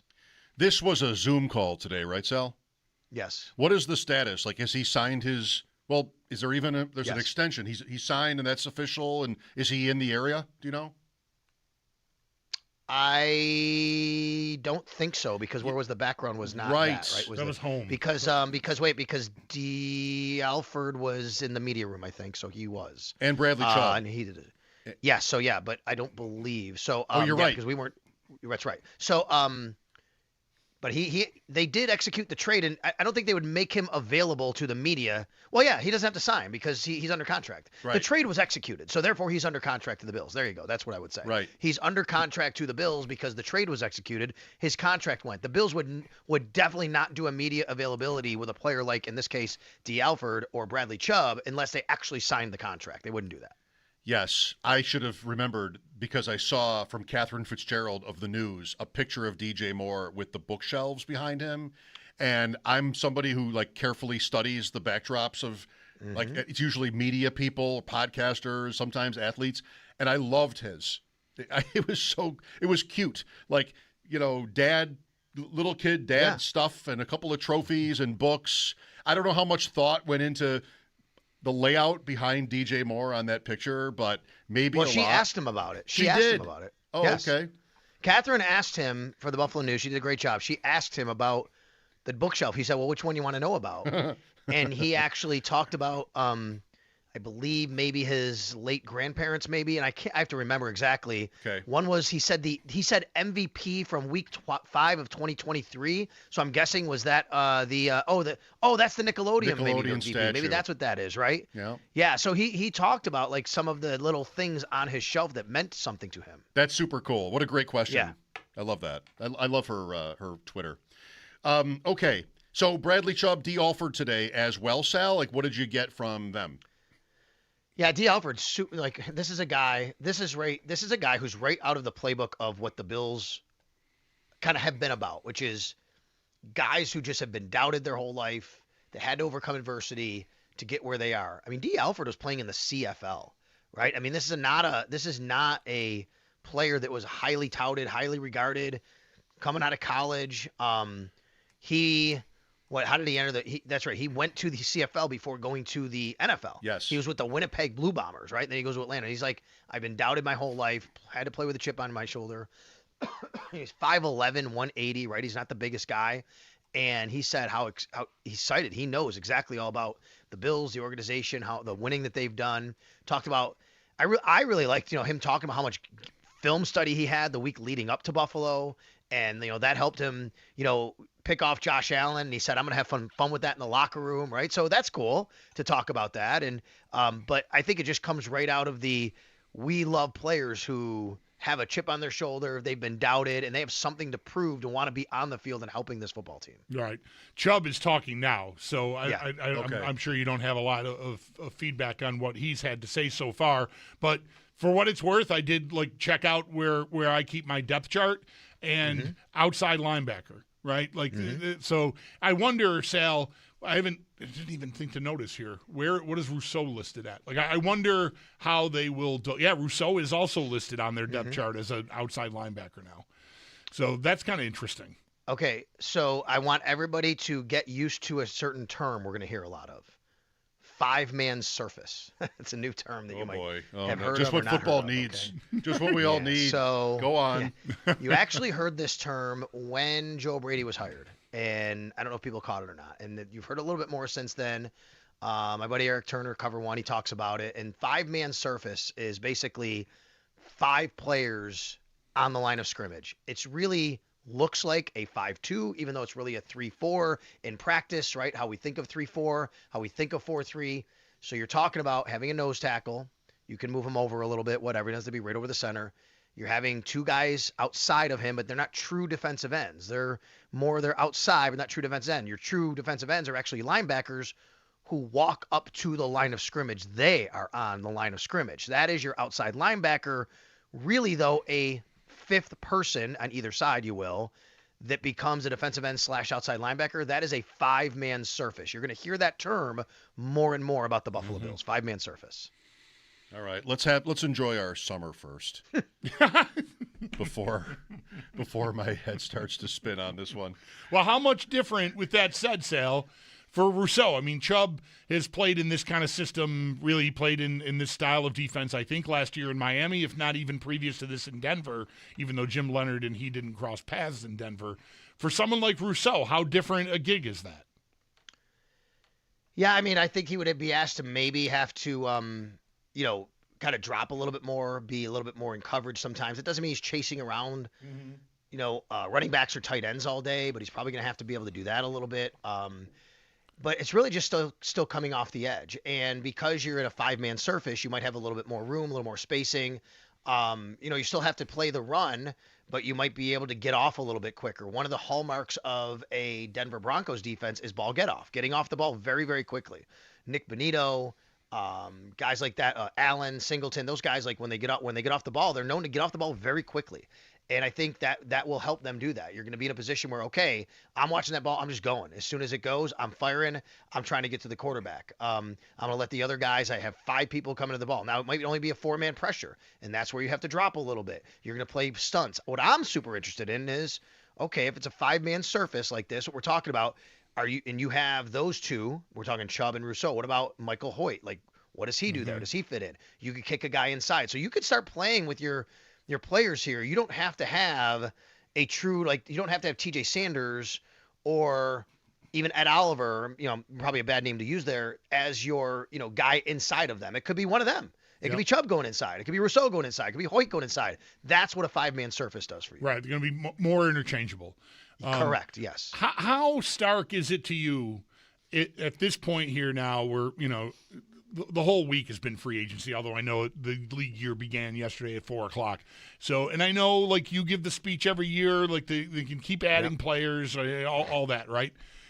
For all the holes that we believe them to have on defense with a new scheme coming in, and I realize that muddies the water somewhat because we're not exactly positive of what they may think certain guys that are holdovers can do, like Terrell Bernard, for example, Dorian Williams, whatever. But looking at their defensive depth chart right now, they've added 2 guys. Mm-hmm. And that I don't know, that just feels like I'm a little shook by that. I think I might have expected 4 or a half a dozen new names. Not immediate starters. I know they couldn't go get the top guys at every position. But it's kind of a little stunning to me that there are only 2 new guys on the defensive side of the ball, considering everything they've got to sort of get in place. I agree with you. I would have expected more by now, no doubt. I mean, not only do they only have 2 new guys, they haven't re-signed anybody, right? I'm looking now and I'm like, I don't think they've re-signed any of their free agents on the defensive side. They haven't. So yeah, I mean that is Sam Franklin, I guess, but he's really a special teams guy if you want to count him. So that's number 1. And I guess Fedarian Mathis early on in free agency, you could count him as well. And then number 2 is they still have, guys, 11 unrestricted free agents who became unrestricted free agents. I said yesterday, they're no longer on contract with the Bills, but they were on the team last year at the end of the year on that side of the ball, just on that side of the ball. They only have 2 on offense, just 2. That is Brandon Cooks and Gabe Davis. So you want to talk about, to underscore your point, Bulldog, it's not just that they're going to have to overhaul the defense because of the scheme, because of the change, because of the coach and what they're doing. It's that, and they also have all these guys who are still kind of they didn't re-sign them. They're still free agents, and they only brought in 2 guys, whereas the offense has been largely intact. Sal, I have to ask you, because I love it so much. Did you happen to hear about this conspiracy theory party that Chris Trapasso was having that we talked about yesterday, or that Chris talked about? Did you happen to hear I about heard that? You guys talking about it. Okay. Did it strike any chords with you? So we had an NBA player go for 83 points out of Bio a couple nights ago, and this morning I heard they were talking about somewhere, maybe it wasn't on our show, I'm sorry, but I heard somebody be like, are we sure Wilt Chamberlain really did score 100 points in a game? There's no videotape of it or film of it. Right. Are we sure that wasn't just with the basketball that says 100 points on it? That's all you That's got. all. That was enough to convince a society that he did it? Could have been the moon landing. I mean, was it really that bad for the Knicks to give up a 100-point game? I don't know. You going to ask me if I have one? Because I do. Do you have one? Okay.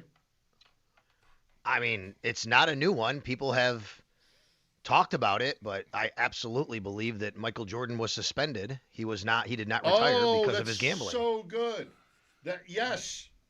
Cosign. That's so good. Yes. Michael Jordan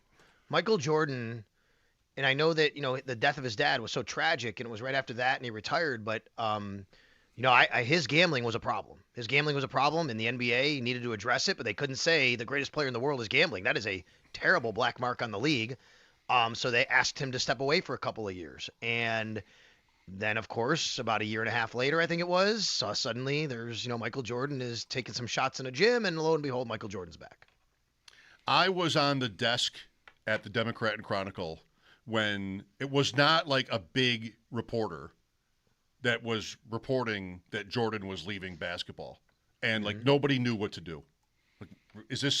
Can we really go with this? Like, trust this. It right? got to the point where it was on it's so long ago, the wires, the rumors were out there that he was leaving the NBA and then playing baseball after that. But that really did happen. I think there was some anniversary of his baseball career, within the last couple of days. But yeah, that's a really good one. Playing baseball, itself gets me too. There's no way he retired from basketball, right? Come on. You're going to go retire from basketball to play baseball in the minor leagues and ride buses and take more time? Yes. You know what I mean? Birmingham Barons. Right. Yeah. Bulldog, you probably have the card. The upper deck. I do. Sal does. I don't know. He's in the cage, right, Sal? Yep. With the black jersey on, Jordan? I can see the card. I can, I can totally see it. Yeah. All right. Good stuff. Thanks for taking that question. I'm not sure you guys will talk tomorrow. I'm away for the weekend, but thanks for your time as always. I will. You got it, guys. All right, there's Sal Capaccio on the West Her Hotline. His appearances are always brought to you by New York's only outlet liquor. When you need to stock up, it's the place to buy a case. What's your outlet? Baseball draft weekend. My annual trip to Philadelphia. Glenn Macnow. Your Glenn Macnows, your Andy Roths, your Jerry Sullivans. Jerry. Your Chris Wallers. Wow, I sounded like your Tommy Manas. I sounded like Klompus just your now Jeff when I said Smiths. Jerry. Your Todd Hopkinses. Can't wait to see Jeff. Jeff lives in Edison, New Jersey, and listens to this show from time to time, which I know because if I say something he doesn't like, he tells me. Which is good. That's what your dad would do if he listened to the show. He would do something like that. And Jeff is a big Seattle sports fan. So lots to talk about. I guess so. He went to, I think, Game 7 in Toronto, Mariners. And I don't think he went to the Super Bowl, but I'm sure he enjoyed it. I'm going to find out what's going. You have to find out from him what's going on with Rosarena. Thank you, and the big dumper. Did you see it? Yeah. What did you think? I thought Cal Raleigh was just going like, dude, we're playing each other right here. Well, he did say that. Right, he did. I don't know, he but snubbed him. He wouldn't shake his hand. That's a snub. Wouldn't shake his hand. Yeah, it's not a snub if I don't vote you for the All-Star game because maybe I didn't think you deserved it. That's a snub. I just couldn't really tell if Rosarena was really mad. The clip I saw of him talking about it afterward, or if he was just sort of being a dude. I just saw them at the plate. Okay, at the plate, yeah, right. So you saw that interaction. Rosarena went for a handshake for anyone who didn't see it.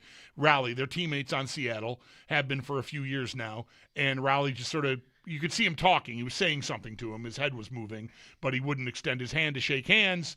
And after the game, Rosarena, in both Spanish and English, said some things about him, but I felt like it might have been in jest. Okay. So I don't know. I'll find out. I don't know if there's really a beef there, or if it was just dudes being dudes. I hated it. I could almost, under no circumstances, could I deny a handshake. You think you could? Like there are certain people that you would just, in public, they reach their hand out for a handshake and you just don't move. You think you could do that? Who would you do? You have to name names. I don't want to name names, but there are a few people Is it Brad? in my life that I don't know. See, this is interesting. I would have to admit, I'm not sure I'd have the balls to do it, but I know there are people whose hands I would shake. Like if presented with the opportunity, and if I did it, I'd be like, I wish I hadn't done that. Abdul Sharif in West Wing. Like I want you, I want you to know that I don't want to shake your hand, but I'm also sort of go with the flow and just be polite and that's right. So I don't know. These guys are on the same team, so it was kind of weird. Abdul Sharif in West Wing. He's about to blow up the Golden Gate Bridge. Oh, I see. In the Oval Office, reaches his hand out, and President Bartlett's like, I will not. Yeah. and like just make up. They didn't speak the same language, so he's like make up something like I'm sick or something. Like he just sort of whispers something and tell him I've got a cold. Yeah. But he would not shake his hand. But he did lie about why. I see. Yeah. Because he didn't want to give away that he was about to assassinate him. Right? That makes sense. Yeah. You wouldn't want to give that away. Like if I tell you why I'm not shaking your hand Right. because I know you're going to blow up the Golden Gate Bridge, then new plan. I mean you don't want to do that. Yeah, either, I but get that. Yeah. I don't have shake any. his hand. Yeah, I don't have that. I don't have anything that heavy. No. With anyone personally. But. I can't imagine ever having the sort of the nerve to just right. That's what I'm saying. Spurn the handshake. But I know I would. Come on, Raleigh. Get over yourself. I would want to be able to do it. Get over yourself. Yeah. Come on, you're friends. These guys. Yeah, I don't understand. I don't know their relationship at all, other than the fact that they've been on the same team for 2 years. That should be everything. So that should be enough. But I don't know. If they didn't get along, what a move by Arozarena. Like, here's sort of a peace offering. We're teammates. Or he could just be like, using him. Yeah, he could know that this guy hates me and he's not going to shake my hand. And it'll become a thing. Love it. 803-0550 for your calls. Mike Schopp and the Bulldog here. We'll be right back. This is WGR.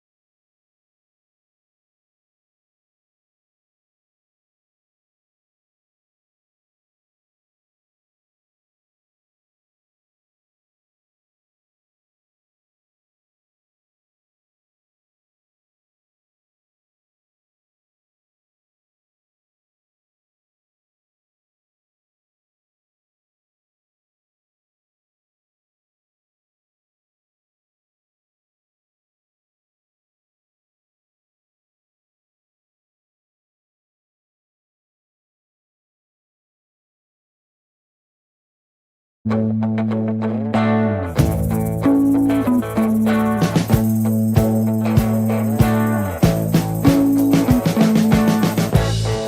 been living in sin so long, all the feels are gone. Fella stopped me on the street last night, said everything's alright. Roller coaster, make it through the day upright. It seems your meal ticket is gone, but life goes on. I could never imagine something better. Yeah, right. Now you're cooking on high heat in the middle of the street. Roller coaster, take me to a better time. Let's go. All sing your high line with the roller coaster of life. Yeah. It's time to all choose your timeline on the roller coaster of life.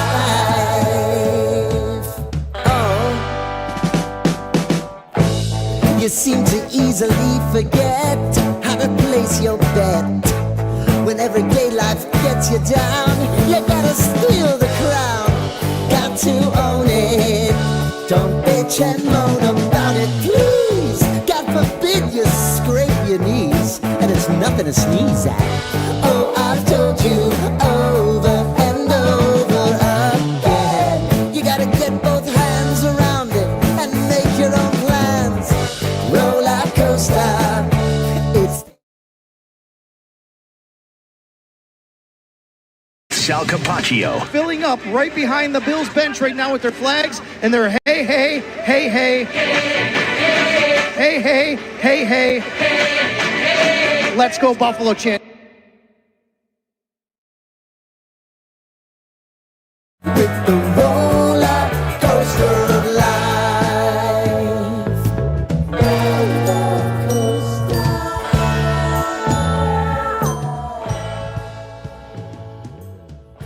I want to. Sabres game night tonight. They are hosting Washington pregame at 6 for a 7 p.m. puck drop, and both are going to be right here on WGR. In net tonight, all signs are pointing to Ukko-Pekka Luukkonen getting the start, and an injury to keep an eye on. Alex Tuch appears to be a game-time decision after picking up a lower body injury on Tuesday. We've got 13 other games tonight on the docket. Some of the notable ones to keep an eye on do include also at 7, the Red Wings down in Florida versus Tampa, and then the Panthers. They are hosting Columbus. 8 p.m. sees the Oilers in Dallas versus the Stars, and then at 10, Pittsburgh. They are out west to take on Las Vegas.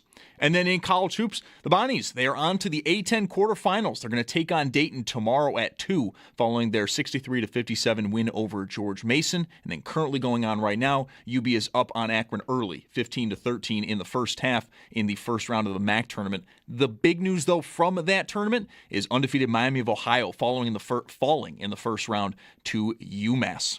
That's Paddock Chevrolet Sports Update. Paddock Chevrolet with you for the extra mile since 1935. I'm Zach Jones for Western New York's Voice of the Fan, WGR.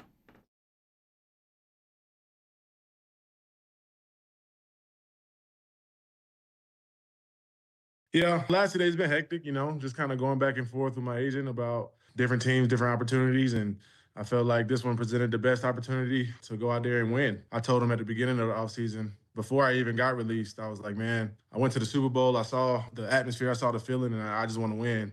I want to make sure I win. End up getting released, free agency came, and I feel like this put me in the best position to do that.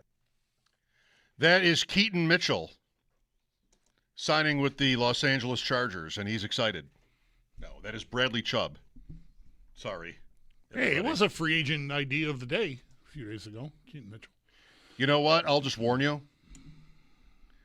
I'm going to be so into the Chargers this year, I think, as an investor. All right, well, let me scratch them off the list of teams I need to worry about in the AFC then. because I'm backing. I mean, I don't know. The Jet. It's the Jet thing. Listen, that's it. It's the Jet thing. Not all teams are the Jets. So I think I'll take the over on both. What is the Jet number? I don't know. You don't know? Probably 5.5. Yeah. I think Miami's was lower when it came out. 4.5. Miami and Arizona.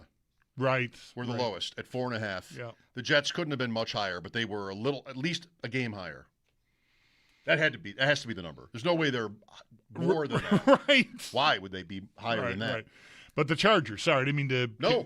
Yeah, I like everything about I think them. I get it. McDaniel calling plays, the players they've got there. This guy even added in as a threat. I think they're going to get both those tackles back. Like they still had a good year, and they weren't a real threat in the playoffs at all. I mean, they were as meek as meek can be going out in New England, just like, oh, rub my belly. But the tackles being so they still, but despite missing Slater and Alt, two great tackles, really almost all year, right? Slater got hurt in the summer. Alt got hurt early, came back, got hurt again, and like that was that. So ostensibly they didn't have either guy for almost the whole year, and they still had a decent year. So yeah, I think they'll probably be good. I'm kidding about scratch them off the list of contenders. Well, what's funny about that, or to be transparent, there's no way they would have been on your list because they're the Chargers and they're never a team you would write down. Right.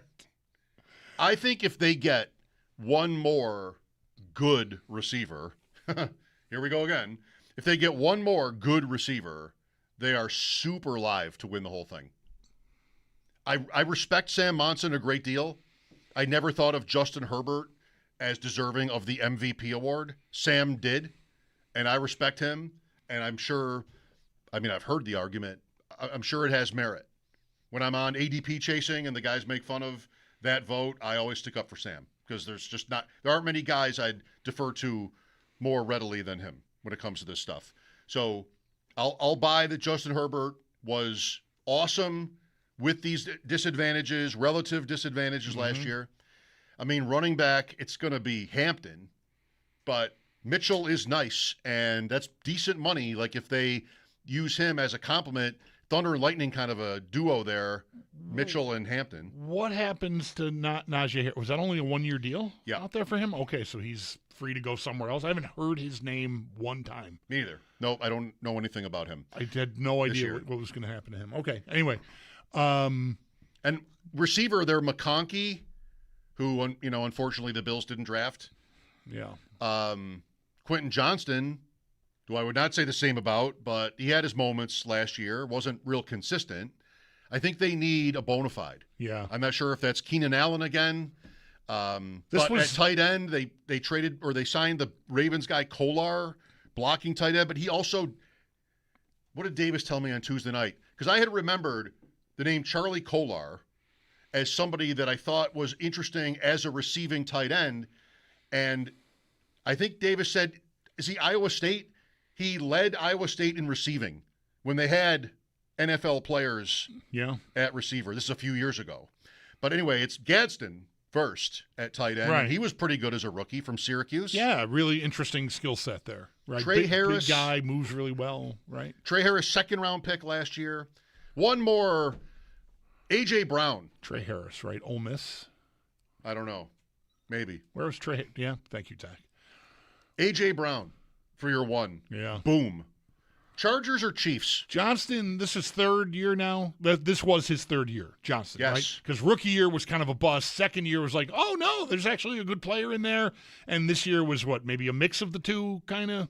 Last year was not a step back, okay, I would say. But not a step forward either? It was all right. Like, he isn't being made fun of anymore. Okay. Johnston. But he wasn't, like, reliable every week. Okay. I think it was week 1 against Kansas City in Brazil where he maybe popped. Like, okay, this is going to be a thing. Maybe. Either way, if they got to A.J. Brown, and I still think someone will. Do you? I think he gets moved. Yeah, I do too. I just don't think you can ignore it seems, from out here, right, which can be hard, challenging to really know what's going on. It seems like both parties want the divorce. It feels like, and it's been more public, I guess. I don't know, because they won the Super Bowl 2 years ago or whatever it is. He's made a spectacle of himself, the book on the sideline, and like every few weeks there's like something he says or does that is, he makes a spectacle during the week and then drops passes in the first quarter of the next game. Like, oh, there's just always stuff with him. But it seems to me like I would genuinely accept from both sides they both want out. Brown wants to go somewhere else, and the Eagles want to be done with the headache. And if that's your walking off point, like if I'm right about that, then it's just a ticking. The clock is ticking. Someone's going to jump on it. Maybe Philadelphia eventually, right? They go into free agency. Oh, we want a one. We want a one. We want a one. We want a one. Nothing happens. Nothing happens. We still want a 1. We still want a 1. Teams are still calling. We want a 1. We want a 1. He gets moved for a 3 and a whatever. Like it just 3 to 5. Right. Maybe a 2. I don't know. I just think eventually the price will come down because both parties want a divorce. And so somebody will meet the price eventually, or really what it is Philadelphia's ask will come down to meet the price of somebody who's interested in doing it, but just doesn't want to pay, a first-round pick because we all know you want to separate. So why am I going to pay you a premium? It's a little bit like the conversation you probably had last Thursday about DJ Moore, right? Everyone out here recognizes that the Bears probably want to divest themselves of a $28 million receiver because they've got young guys, they've got other guys they want to pay, and it's not so much that Moore isn't good anymore. It's just I don't need to be in the business of paying you this money because we've got other guys that can do it for cheaper, and we'll maybe pay somebody else who's younger, and that's just the way the world works. It's football, right? So then why, if that's where it's headed and the player would have every reason in the world to want to go somewhere else where he's going to get targets and maybe, get a chance at one more contract or even enhance his current contract or whatever, then why am I paying the premium? Why am I paying sticker for something I know you can't wait to get off the lot? Exactly. That's what I think happened. And I think that's a totally fair assessment of what happened between the Bills and the Bears. I'd say the same thing about any team that would have given up a first-round pick for A.J. Brown right now. Sure, you want him. You want to win the sweepstakes, but it's clear no one's meeting that price. So wait until it's in the scratch and dent aisle and then make your move. Well, that's the problem, though. You don't know if that's going to happen. Like the team could withdraw or somebody else could make the deal, right? Yeah. I mean, it's always that's the poker. I'm getting to the point of saying this all the time about DJ Moore. Like, I thought the price was almost ridiculous that the Bills paid for him. But like Sal said at the time, the one thing that they can know if they're going to say yes to that price is that he's ours. Right. And if you want to play poker with the Eagles, you might lose. You might not get the player. And we've watched these Bills teams fall short every year, kind of thinking that they needed maybe one more time to say yes to somebody. Who knows what was out there, whether that was Waddle potentially or someone else. It's tough. You can't really bang on Bean for both things. I mean, I think it's a dramatic overpay for DJ Moore, but how do I know that the Falcons wouldn't have made the same deal? Right. Right? Like, so, and that's somewhat a function of what the Bears tell the Bills. Like, we have another, someone else. If you don't want to do this, like, that's kind of how the game is played, isn't it? Well, I don't know. I mean, I do think A.J. Brown is probably moved. And if you want him bad enough, there goes your first, I guess. I mean, the Eagles did that for A.J. Brown themselves. Right. And won a championship and went to 2 Super Bowls. Like, do they regret it? I don't think they should. I don't think they do. He was much younger than now. Yep. And that's a different deal now, but yeah, LA, Kansas City, Denver is going to be really good to track this offseason. Kansas City will always have its fans. Denver went to the AFC Championship game, maybe goes farther if their quarterback doesn't get hurt. Chargers, I think, have the best roster, I want to say. I don't know if I can really back that up, but I like them. 803-0550, Sabres and Capitals tonight. Pregame at 6 here on WGR.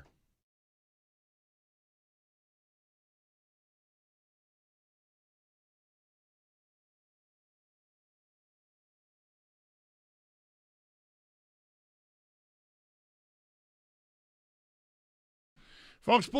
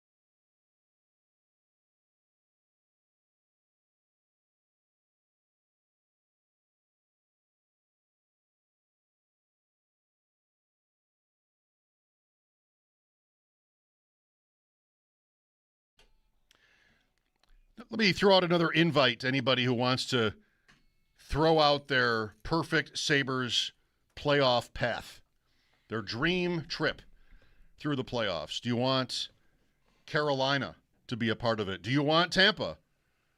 Bulldog does. Sal does not want Tampa on the Sabres schedule in the postseason. Would it feel good to get Montreal or Boston or Ottawa or Dallas again? I would love a 7-game series with Montreal. And again, my name's on this Tampa. I want to see it. I'm scared. I want to avoid them in the first round, but if I win a round, I feel like I want to take them down, and I think I can. So I'm here for it. Montreal, a series between Buffalo and Montreal would be one of the best first round series you could ever see. I've seen enough. It's not going to be Colorado Dallas like a slug, but man, I just think that those two teams on the ice together are a blast to watch. Yeah, I'm just not as confident as I would be about some other ideas. Right? No, I hear you. Yeah, it's not the same exercise as yours. Like Detroit, I agree, is the most favorable matchup I think you could get. Maybe they or Boston in a first-round series. But Boston, as I said earlier, sort of works on me in a historical way. They've even got the logo and the jerseys are like they were in the 80s again. That's not Canadians too, though? All of it? I feel like Boston has always been scarier to me than Montreal. Okay. Terry O'Reilly. Yeah. I think that's really it. Like I know the Sabres, they beat Montreal in 75. They beat Montreal in 75. The Brad Park is the Bruins, right? And it's just Neely. It's stuff. It's just hard to get past. Neely, Middleton. They're in my head in a way that Montreal has never really been. Boston. I think probably 75 has a lot to do with that. I'll bet it does. Yeah. You win, and Philadelphia has always been your worst nightmare. Yep. From that year. I'd love to play them right now. Yeah, I'm hoping to get the Blues in a series. Right. Or Vancouver. Two expansion cousins going for their first cup. That's going to be tough, though. 803-0550, Mike Schopp and the Bulldog, WGR.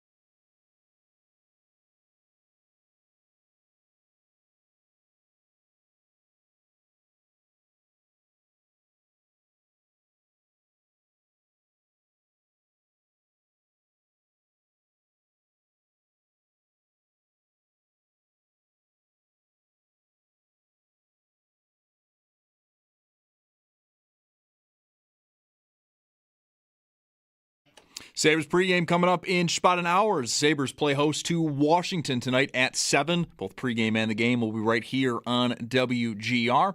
In net tonight for the Sabres, all signs are pointing to Ukko-Pekka Luukkonen getting the start, and then an injury to keep an eye on. Alex Tuck, he appears to be a game-time decision after picking up a lower body injury on Tuesday. But some good news for him. He did participate in the team's morning skate earlier today.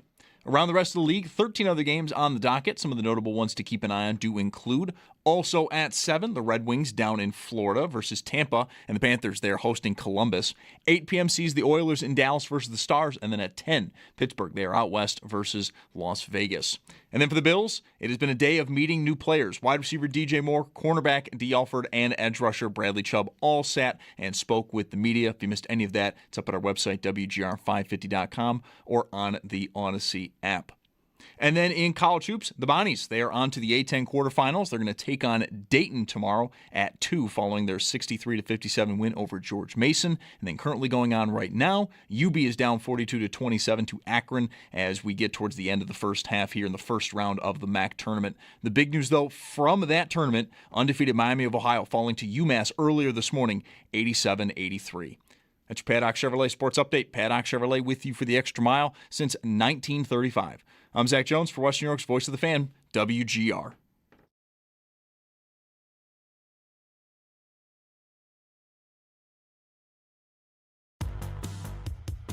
It's Mike Schopp and the Bulldog. I don't love Junior Mints. I just don't hate them. I don't understand why they are treated like second-class candy. It's Mike Schopp and the Bulldog.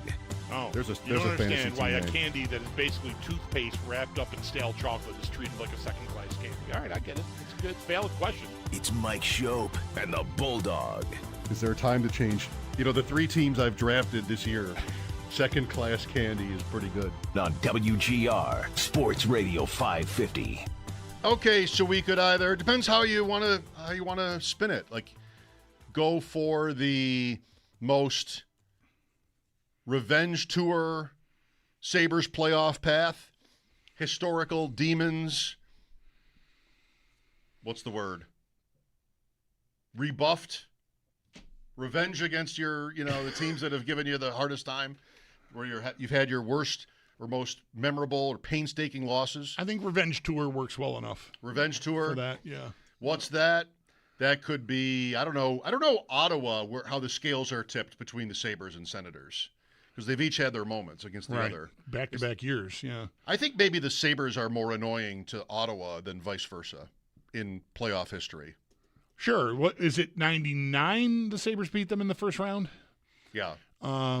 As a 7 or an 8. Yeah, right. Ottawa was the better team. The Sabres just, knocked them out. So, and that, aside from that, and then 06 and 07 back-to-back, that's it, right? Split. That's their playoff history. Plant. Oh, right. Yeah, no, we probably are way more annoying to them than we 3-1 than I think they are to us. Yeah, Sabres over Ottawa in series. That's right, unless I've forgotten another one. But yeah, that's the only Sabres Game 7 win. I would like to change that. Yes, that would be good. I would like for the Sabres to go into whatever year of existence this is for them, 56 or 7, having at least a second Game 7 win in their history. I still remember the morning of their last Game 7. Their last playoff game. It happens to be their last playoff game in the spring of 2011. I remember going to the park.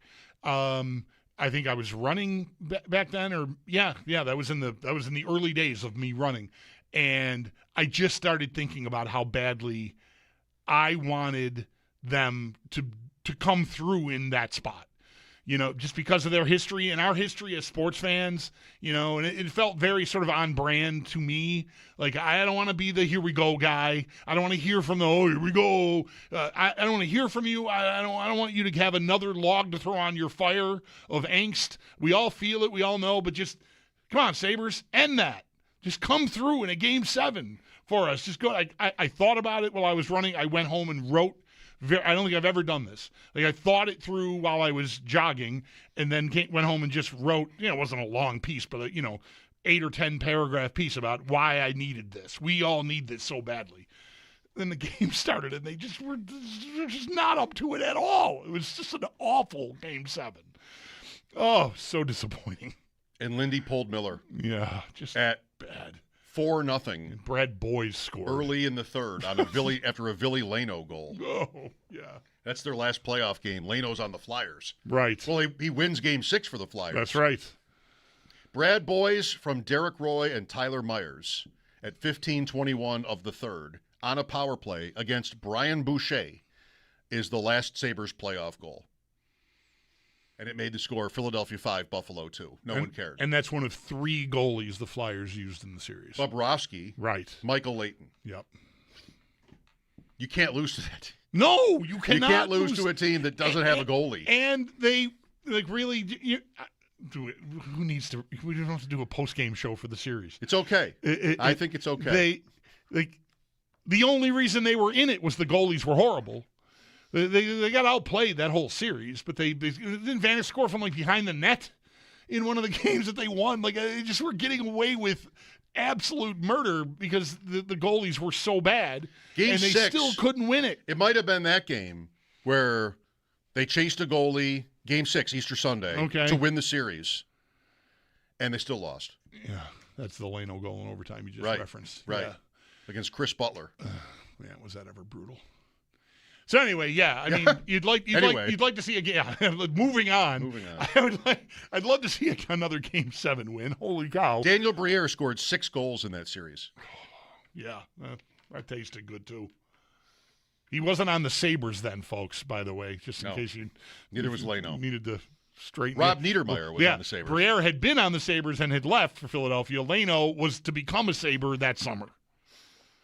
When they couldn't get Brad Richards, and they had a press conference and they sort of disagreed about what position he would play. Yeah. Like Darcy said, he'll play center. He can play center for us. And then Leno was asked afterward, I'm not really a center. Yeah, well, on we went from there. Yeah, that was amazing. Should the Islanders be a consideration in the revenge tour? Almost everybody can be. I mean, it's a long time. I mean, there's definitely the 80s is riddled with riddled. I mean, there's just there's a few series there that the Sabres were great. 80. The Islanders were getting good, and we couldn't beat them. 78 and 80. Okay. I'm not sure 78's right. 80's right. Conference finals. I know there's more than one. There's more than one series. I know that. Yeah, 80 is Lindy and Billy Smith. Yeah, okay. People say, I refuse to believe this. People say the Islanders are good and fun.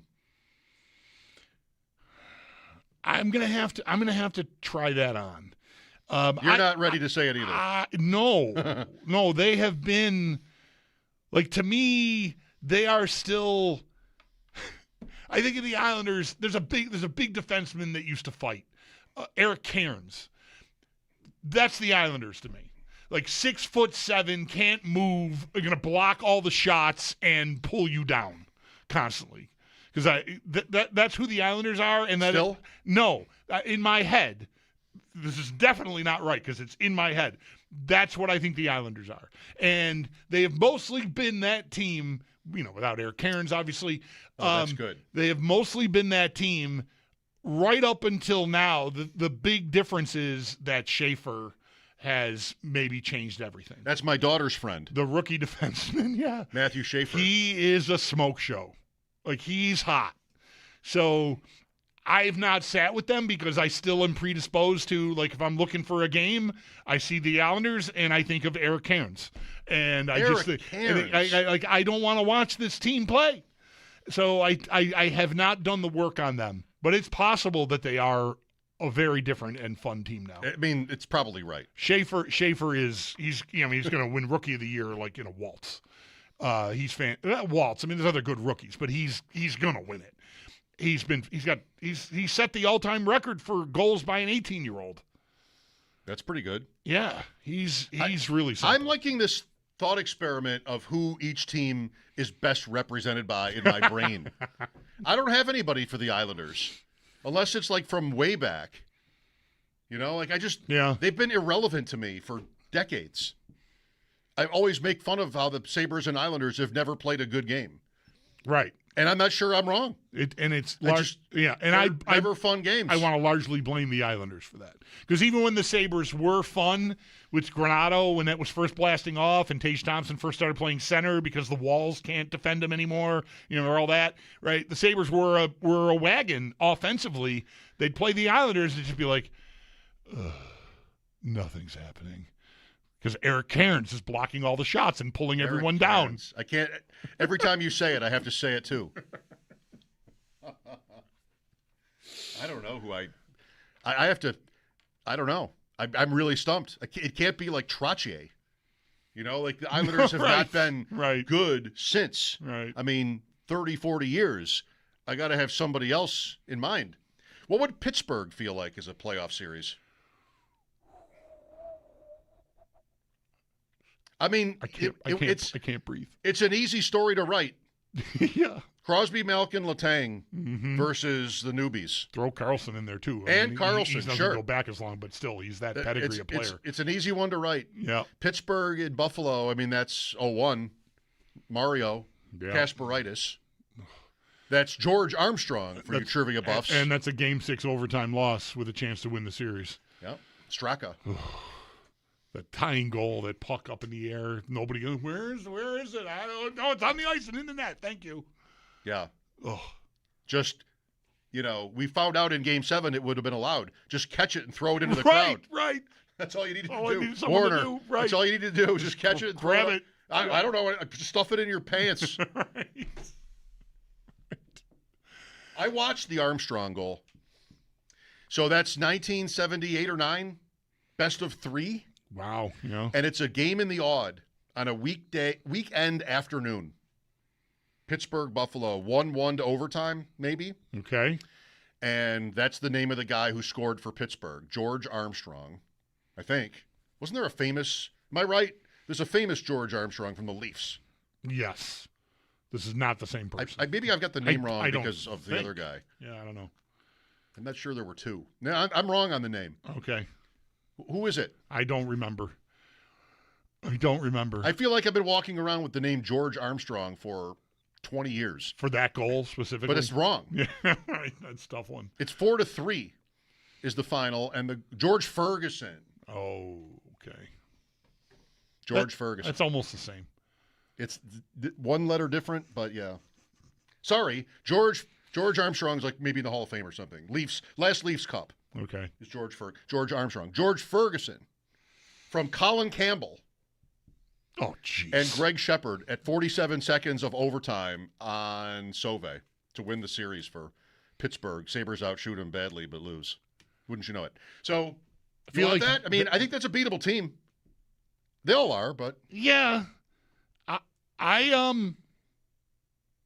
think Ferguson. I would prefer to avoid the certain future Hall of Famer last gasp series myself.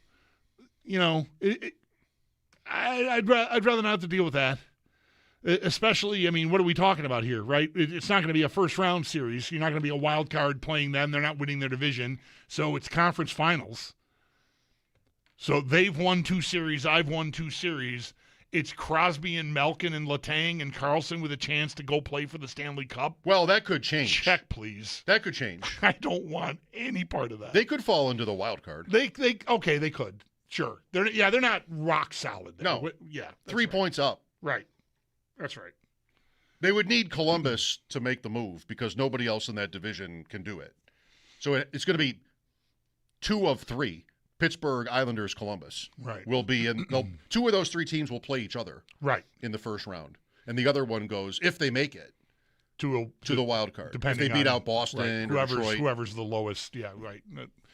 The 1 seed, just so you know how it works, like the 2 and 3 in each division play, and the bottom, the worst wild card plays whoever the top division winner is. We are not out of line explaining that every day. Right. So you could end up, if the Sabres, all right, just stay again, it's another one of these moments where you're riding around in your car, you're kind of detached from the Sabres, but you know it's going well, but like you're just sort of checking in. If the Sabres get the 1 seed, 2 points out. Okay, they'll play the lowest seeded wild card, whoever that is, either division. It doesn't matter. That's the only thing that crosses over early in the playoffs. Do you want a fun thought experiment maybe for this? Sure. I mean, George Ferguson, Kasperitis, it's all with a smile on my face. I mean, this is just like that all happened. Here we go. Here comes a new era and a new opportunity. We're all ready to be hurt again. I was talking to my friend Mike last night. You know him. I had my name on the Sabres tickets, and we we had a lot of people at one point, our group, maybe as many as 30 at one point, split tickets, like, I don't know, 12 or 16 tickets at one point at peak. Then, gradually more and more people lost interest, including myself. And now Mike runs the operation. He's got his name on the seats, and I called him last night about something else. And I'm like, just curious, like, how is it going? I mean, you guys have to be over the moon about the season and tickets and everything. And he said, of course. And he said, we just had our playoff draft. Now, I'm an overthinker, you might say. And when I ran the ticket group, what we did, the Sabres, right around now, he said last night to me, that they had not invoiced him yet. Okay. So I guess I'll go with that. Like, I don't get that email anymore, that they hadn't sent out the playoff invoice. But when I ran it, what they would do is you'd have to pay for the first 2 rounds, like around now. And then if they won the first round, then they would send out the invoice for rounds 3 and 4. Okay. That's big money. Yep. I'm sure it is now, especially. So what we would do is we would divide up. This goes back to 2007 because they never won they've not won a single round since then. We would divide up the dissemination of the tickets by the invoice. So we drafted rounds 1 and 2 together. And you didn't necessarily know, as is the case now, who you're going to be playing. Not only that, home or away. Right. So let's say, Mike had a draft with his guys. And he did it with everything on the table, all 4 rounds. Oh, wow. What's your first pick for a game? If you could go to any game, now the later it is, the more expensive it gets. Right. And the less likely, of course. Right. If you pick game 1 of the first round, you're in. Right. They're going to make it. Right. There's going to be a game, and you're going to go to it. But if you want to pick the last potential home game, which would be either game 6 or game 7 of the final, you could do that. So you're actually choosing between game 3 or game 4 of that series, which means you're making a bet on will they be at home? If you pick game 4 of any series and they're the road team, there is no game 4 because they'd be on the road. Make sense? Sure. So then how do I just take the first round? Just take the first round. Okay. There are up to 4 home games in that series. There'll be at least 2. There could be 4. There could be 3. And the Sabres call them. That's how they call them. It's our game 1. Yep. Right. So whether it's that's game 3 or game 1, doesn't matter. They're calling it game 1 on the invoice. Right. So that's what you're choosing. And if you choose game 4 of that series, that's game 7 of the series, which, if they don't play it, either because the Sabres are on the road or because the series is over, you don't go. There's no game to go to. You get your money back. So somebody picked game 4 of the final. Of the finals. Like I was going to say that's I think what I would do too. Really?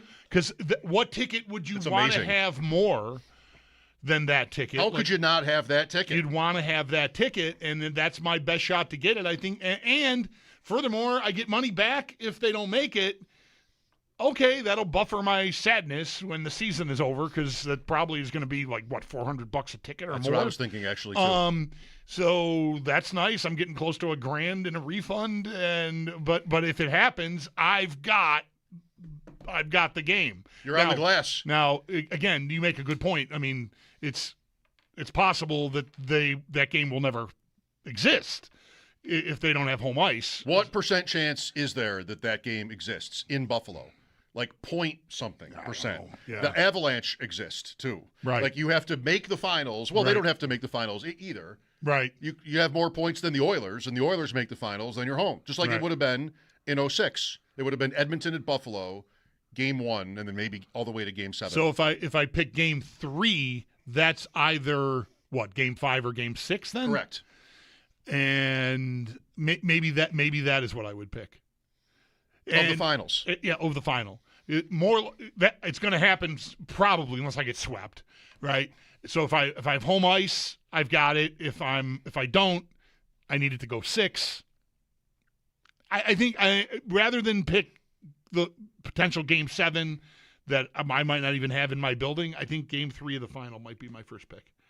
I'm there. You could get the cup. Win or lose. It might be the cup. Yeah, it might be the cup. Brett Hull was game 3 of the final at home of that series. Right. Isn't it the best?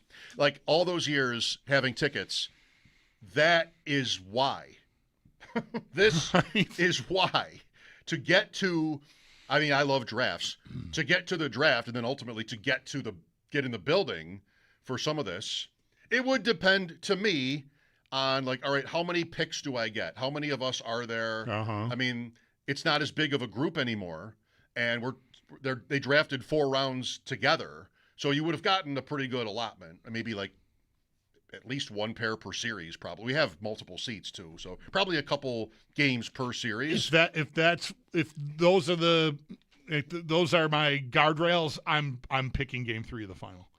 I'm gonna get enough other stuff.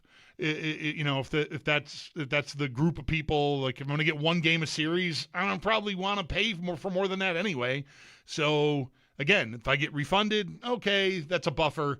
But I've got potentially game 6 or game 6 or game 5 of the Stanley Cup final. Yeah, that's the best ticket. That's the only thing better than that is game 7. And the only reason I don't pick that is because I'm not sure it's going to happen at this juncture, I'll have home ice. Wouldn't it be great if any of it happened? Right. Yeah. Like the finals. What are their chances of the finals? 10%? 10, 12%? I saw 6% to win it. So yeah, I haven't seen the update lately, but it's a week or 2 ago, their chance of winning the cup, and this has changed dramatically since then, past the Leafs' chances of making the playoffs at all. And that's even worse off now. The Leafs are they're done. It's over. The Sabres are now 21 points ahead of the Leafs. Yeah. How about that? And climbing. I wonder what Saturday looks like in the building. Well, that's interesting. Toronto's in on Saturday. Those fans, we know. I think. I hope you remember this the same way I do. I bet I do. We first started doing our shows there. I think even before we were carrying games, I don't know, whatever. We'd be in the atrium doing our 4-hour show, pregame, a part of it. Rick would come down, Jenneret, and join us for pregame. It was great.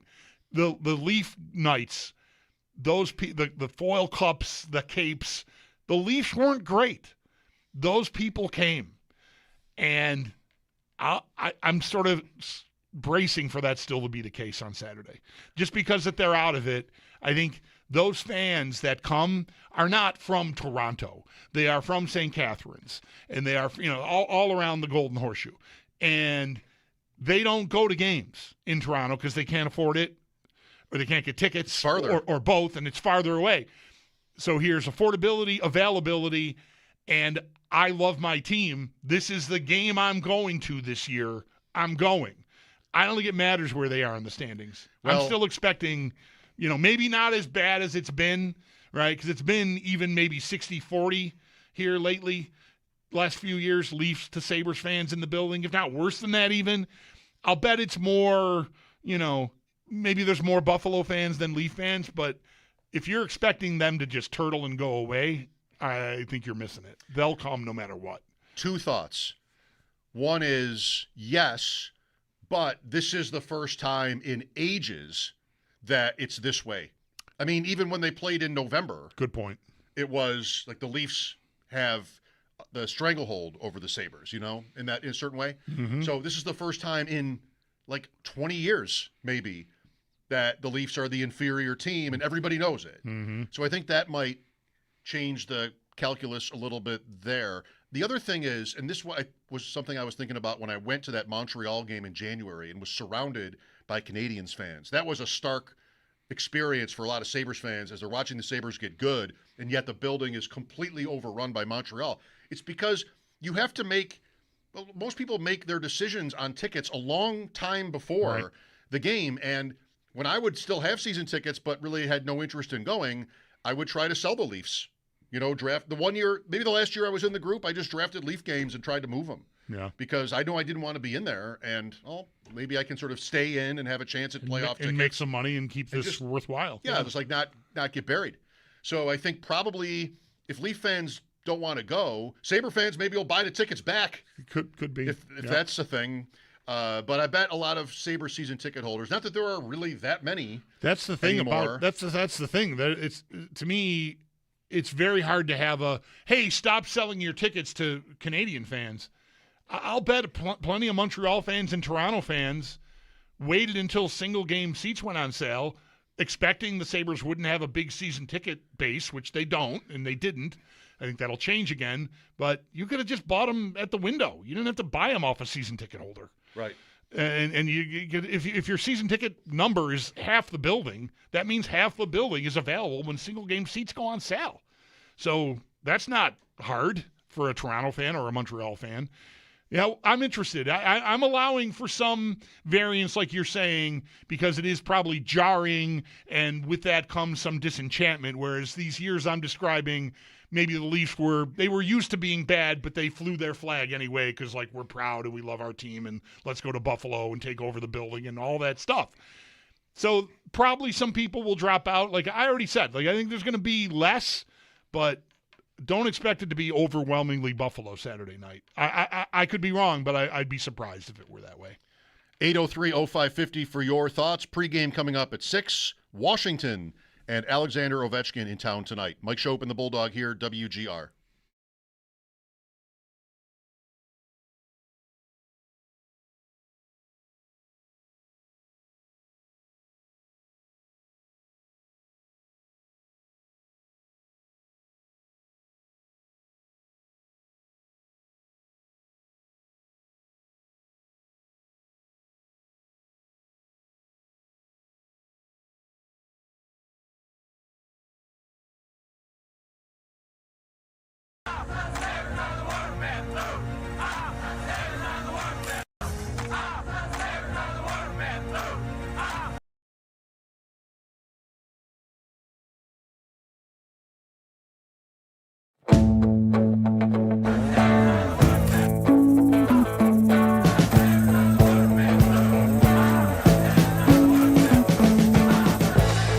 We've been living in sin so long, all the feels are gone. Fella stopped me on the street last night, said everything's alright. Roller coaster, make it through the day upright. It seems your meal ticket is gone, but life goes on. I could never imagine something better. Yeah, right, now you're cooking on high heat in the middle of the street. Roller coaster, take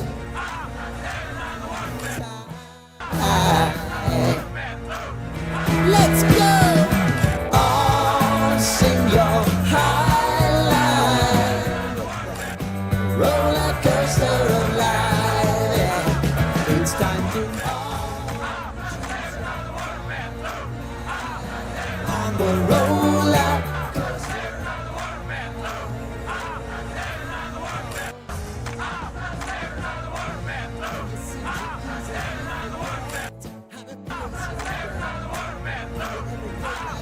You down, you gotta steal the crowd, got to own it.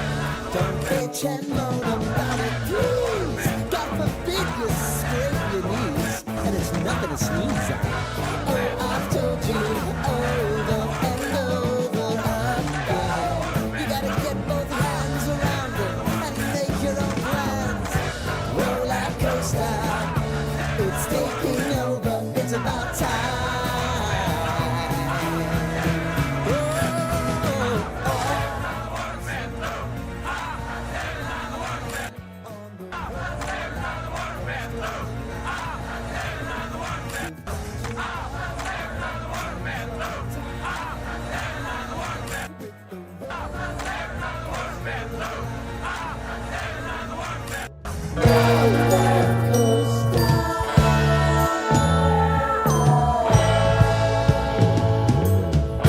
I want to go down the rabbit hole, down the rabbit hole of life.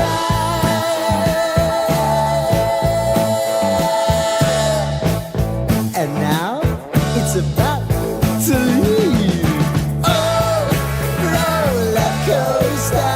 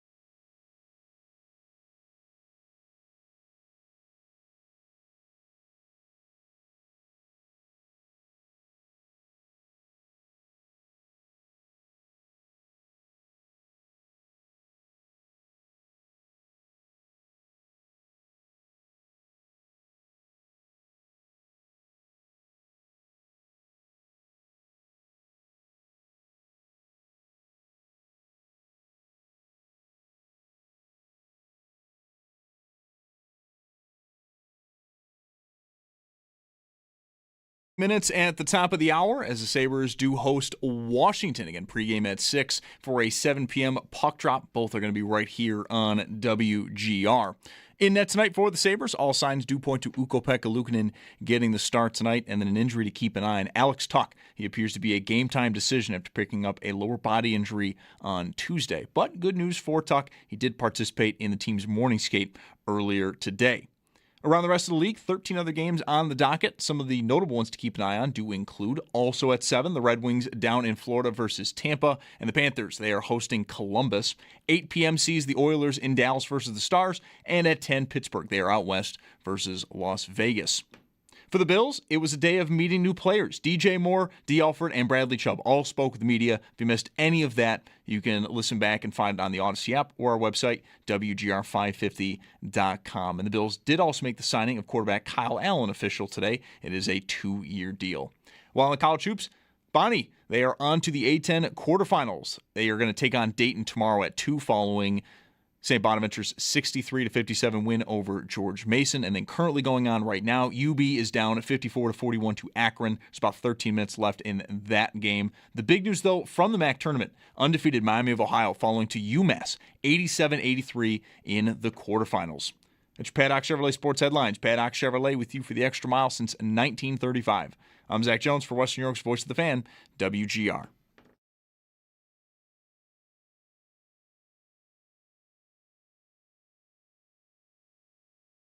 Just always having that chip on my shoulder, underdog mentality. I feel like I've been overlooked, my whole career, high school, college, CFL, the route that I had to take. It just shows you, whatever you put your mind to, you can achieve it. Don't give up. Things gonna get tough. Everyone takes different paths, but we can all align on one and go on that same journey. I feel like it defines me as a person. I'm a hard worker, dedicated. I'm goal driven. Just having that underdog mentality, it made me who I am. New Bills defensive back D. Alford, late of Atlanta. He is one of 2 defensive free agent signings the Bills have made that we know of. Correct. Bradley Chubb is the other. Alford had a sack and an interception for the Falcons in their win last season over the Bills. That probably helped him. I'll bet it did. can't beat them, get them to join you. That's exactly. That's not the saying. That's Patrick Henry. That's not how it goes. That's a famous Patrick Henry quote.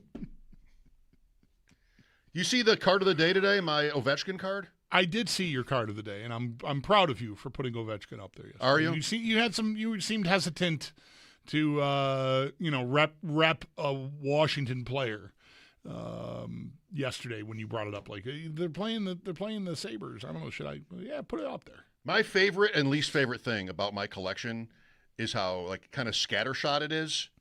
I mean, I bought and bought and bought in the hobby days, just like always looking for something else. I mean, a lot of it was irresponsible. A lot of it was irresponsible. Some of it was really good. That's the best.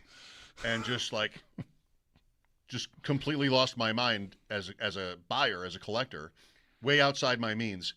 And then I sold a lot of it to help buy our house. And that includes that famous Robinson card, that Jackie Robinson card that you are responsible for. I blame you for that, but it still turned out all right. I was showing Bulldog how the auction sites work, and I just put a token bid in on Robinson on this one auction site because there's no way this bid will win. There's a 30-day auction. This is day one. You just sort of put a bid in, right? And it won for like $8,000. And I went home from here one night after that was finalized. Easy for me to laugh.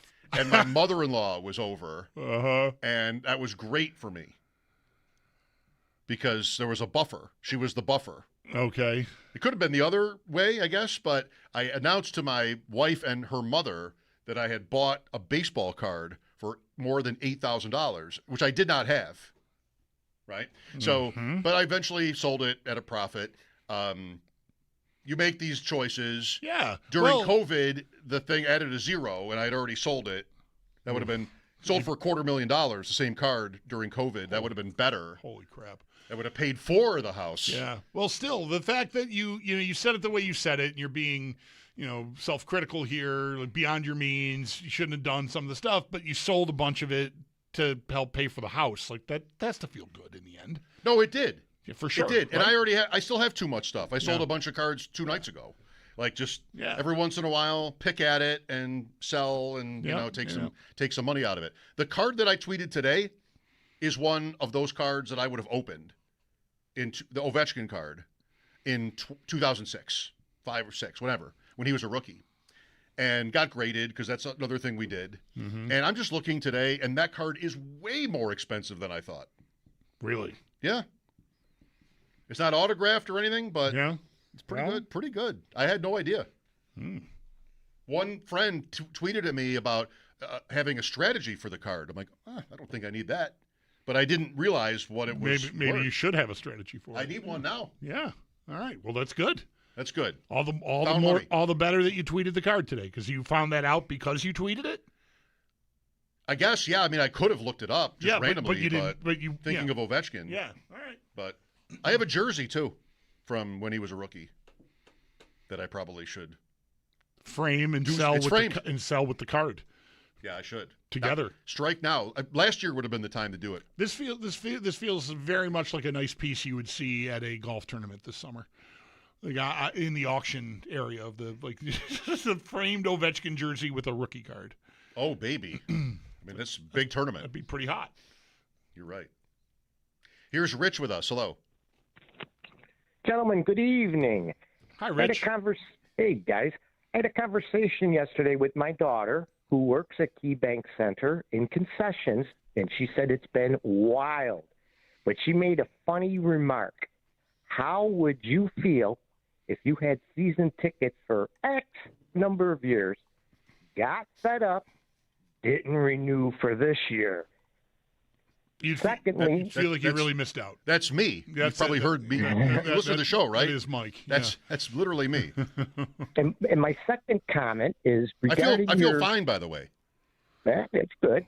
My second comment is regarding your show yesterday. If the NFL does have the Wednesday night game before Thanksgiving, what if both the Bills and Sabres are playing well and they both play that night? Well, of course, it's the Bills.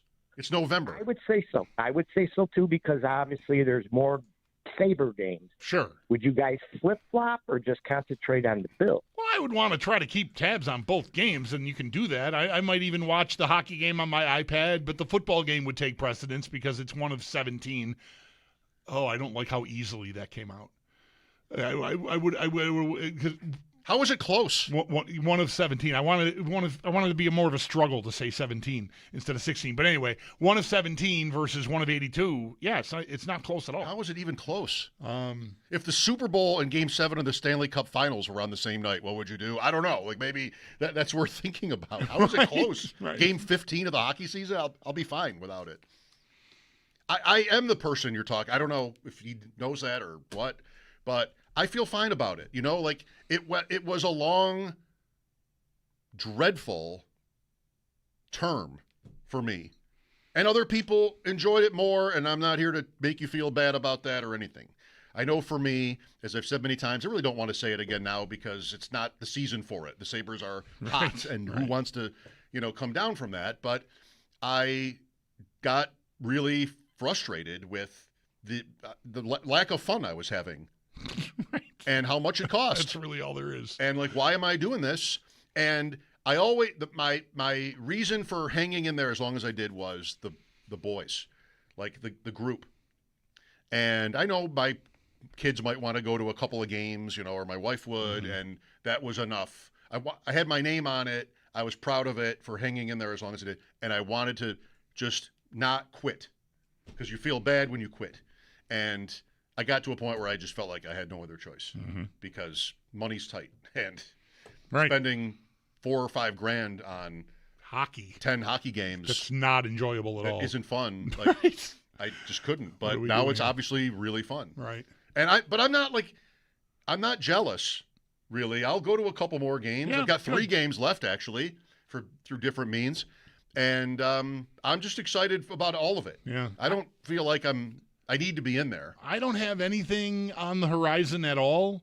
I mean, I don't have any. I have no tickets. I have nothing set up waiting. I thought about doing this tonight, but I'm not going to. Maybe Saturday. I mean, I haven't used my press pass in many years, but I do have one this year, and I think Saturday. I don't know what my wife is doing. I'm not even sure if she's working or not. Whatever. I may just roll down there Saturday or any one of these nights here between now and the end of the year. And just, hang out in the press box with Paul and my kid. Yes. And who needs tickets? Zach and whoever else. I mean, sometimes there's a whole posse of WGR people down there. But because I want to see it, right? I want to feel it. And that's why I know I'm not doing tonight. Tonight would really be perfect, but I just can't swing it.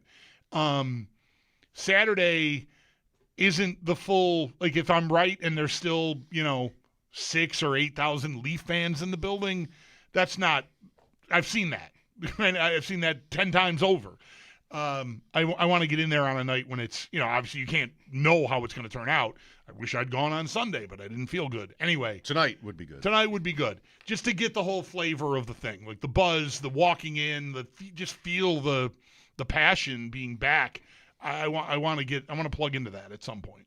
Luukkonen for Buffalo tonight is the expectation. First game since Sunday's incredible win over Tampa. Gave up 7 and still got the win. I wonder if that's a first in his life. Lindgren expected for Washington, but I don't know for sure. They played last night. Thompson played last night, the other guy, the number 1. So I would expect that you'll get Lindgren tonight. So you're getting Washington in a bit of a down season and stretch off of a back-to-back. And they lost 4-1 last night, which is probably pretty dispiriting. I looked earlier. Sabres were minus 218 to win. Same as Tampa tonight against Detroit. Not the biggest favorites in the league. There are a lot of games. Avs, maybe also Utah or Minnesota. You like them. I think Minnesota is hot, yes, with Quinn Hughes there now and Kaprizov, and the goaltending is really good. They got a nice team. Pre-game with Paul Hamilton, 20 minutes away. Mike Schopp and the Bulldog here at WGR.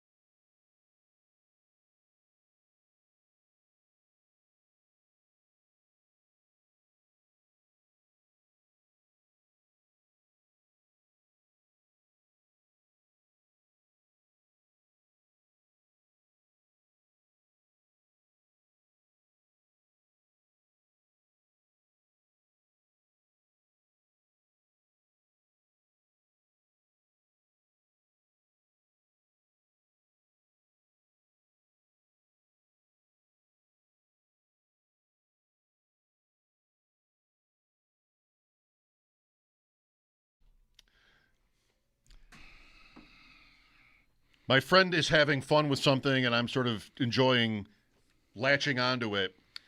He has a son who's in the band, a college band, like a pep band. Marching band type of thing? Or Yeah. Okay, pep band. And last night, he performed with the band at a women's tournament game, and his team won to make the NCAA tournament. And the men, also from the same school, have a chance to make it. All right. So I'm thinking, like, how do they decide who goes where? Which venue you go to. Right. Yeah, I mean, this will be plenty of schools. And maybe there's one band that plays both the men's games and the women's games when they don't conflict. Maybe he lives out west. Maybe the men go to somewhere close and the women go across the country or vice versa, and that might play into it. But my idea, Bulldog, is a band member draft. Instrument draft is really what it is. 'Cause I don't know. Boy. I don't know who's who in these college bands. Right. Maybe you do. But I think No. I think I know what instrument I would rank number one. So say I have like 50 kids, and it's going to be 25 going one way and 25 going another. I think I know what I'd call the number one instrument in the college basketball band. The person that plays the giant bass drum that's strapped to their chest. Do they have that in basketball? I sure hope so. I was going to go trombone. Don't you always see like trombone players when they cut to the band? They get on TV, yes. Because there's action there. The you know. Yeah. I don't know what that. Everybody knows what this is. Whatever that is. The slide. Everybody knows yeah. what this is. Yeah, you get that. Whereas you hone in on a sax player or a trumpet player, and sure they're moving their fingers and their cheeks are, but the trombone gives you a little more something. Yeah. And there's often on that slide on the trombone, there will often be the logo of the school.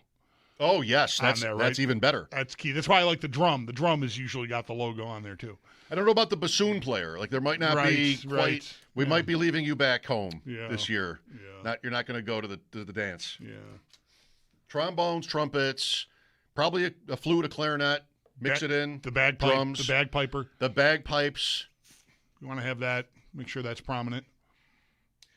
We were having fun texting about this last night. I played the tuba in school, and we were questioning whether the tuba is a, quote, position of need. Would it be on your needs when you're drafting a band for the NCAA tournament? I think you know sure. what? I think you could Underrated. You could overlook the tuba until the moment when you have the shot of the band in the seats and there isn't a tuba there. You'd be like, they need a tuba there. Would you say that? You would say it doesn't look right without the tuba? I think the tuba adds. I'm so happy. Even if the tuba isn't prominently heard within the sound of the band, I think it's important aesthetically. I think you want it. Yeah, you gotta see it. Visually, I need the tuba. When you are gonna play, if you're gonna play dun dun dun dun dun dun dun, you got to have a tuba player. I mean, you can't play that without that guy. It's vital. It is. Yep. I think we solved this. Well, I don't know what's most Trombone important. one. Trombone makes sense. Got to get the trumpets. It's got to be brassy. I'm gonna stick to my big bass drum guy. I need that, or girl, whatever. Yeah. We'll see what happens.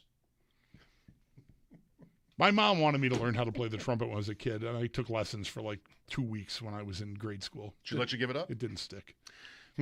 Paul Hamilton from the arena. We'll see how loud it is behind him. That's next on WGR.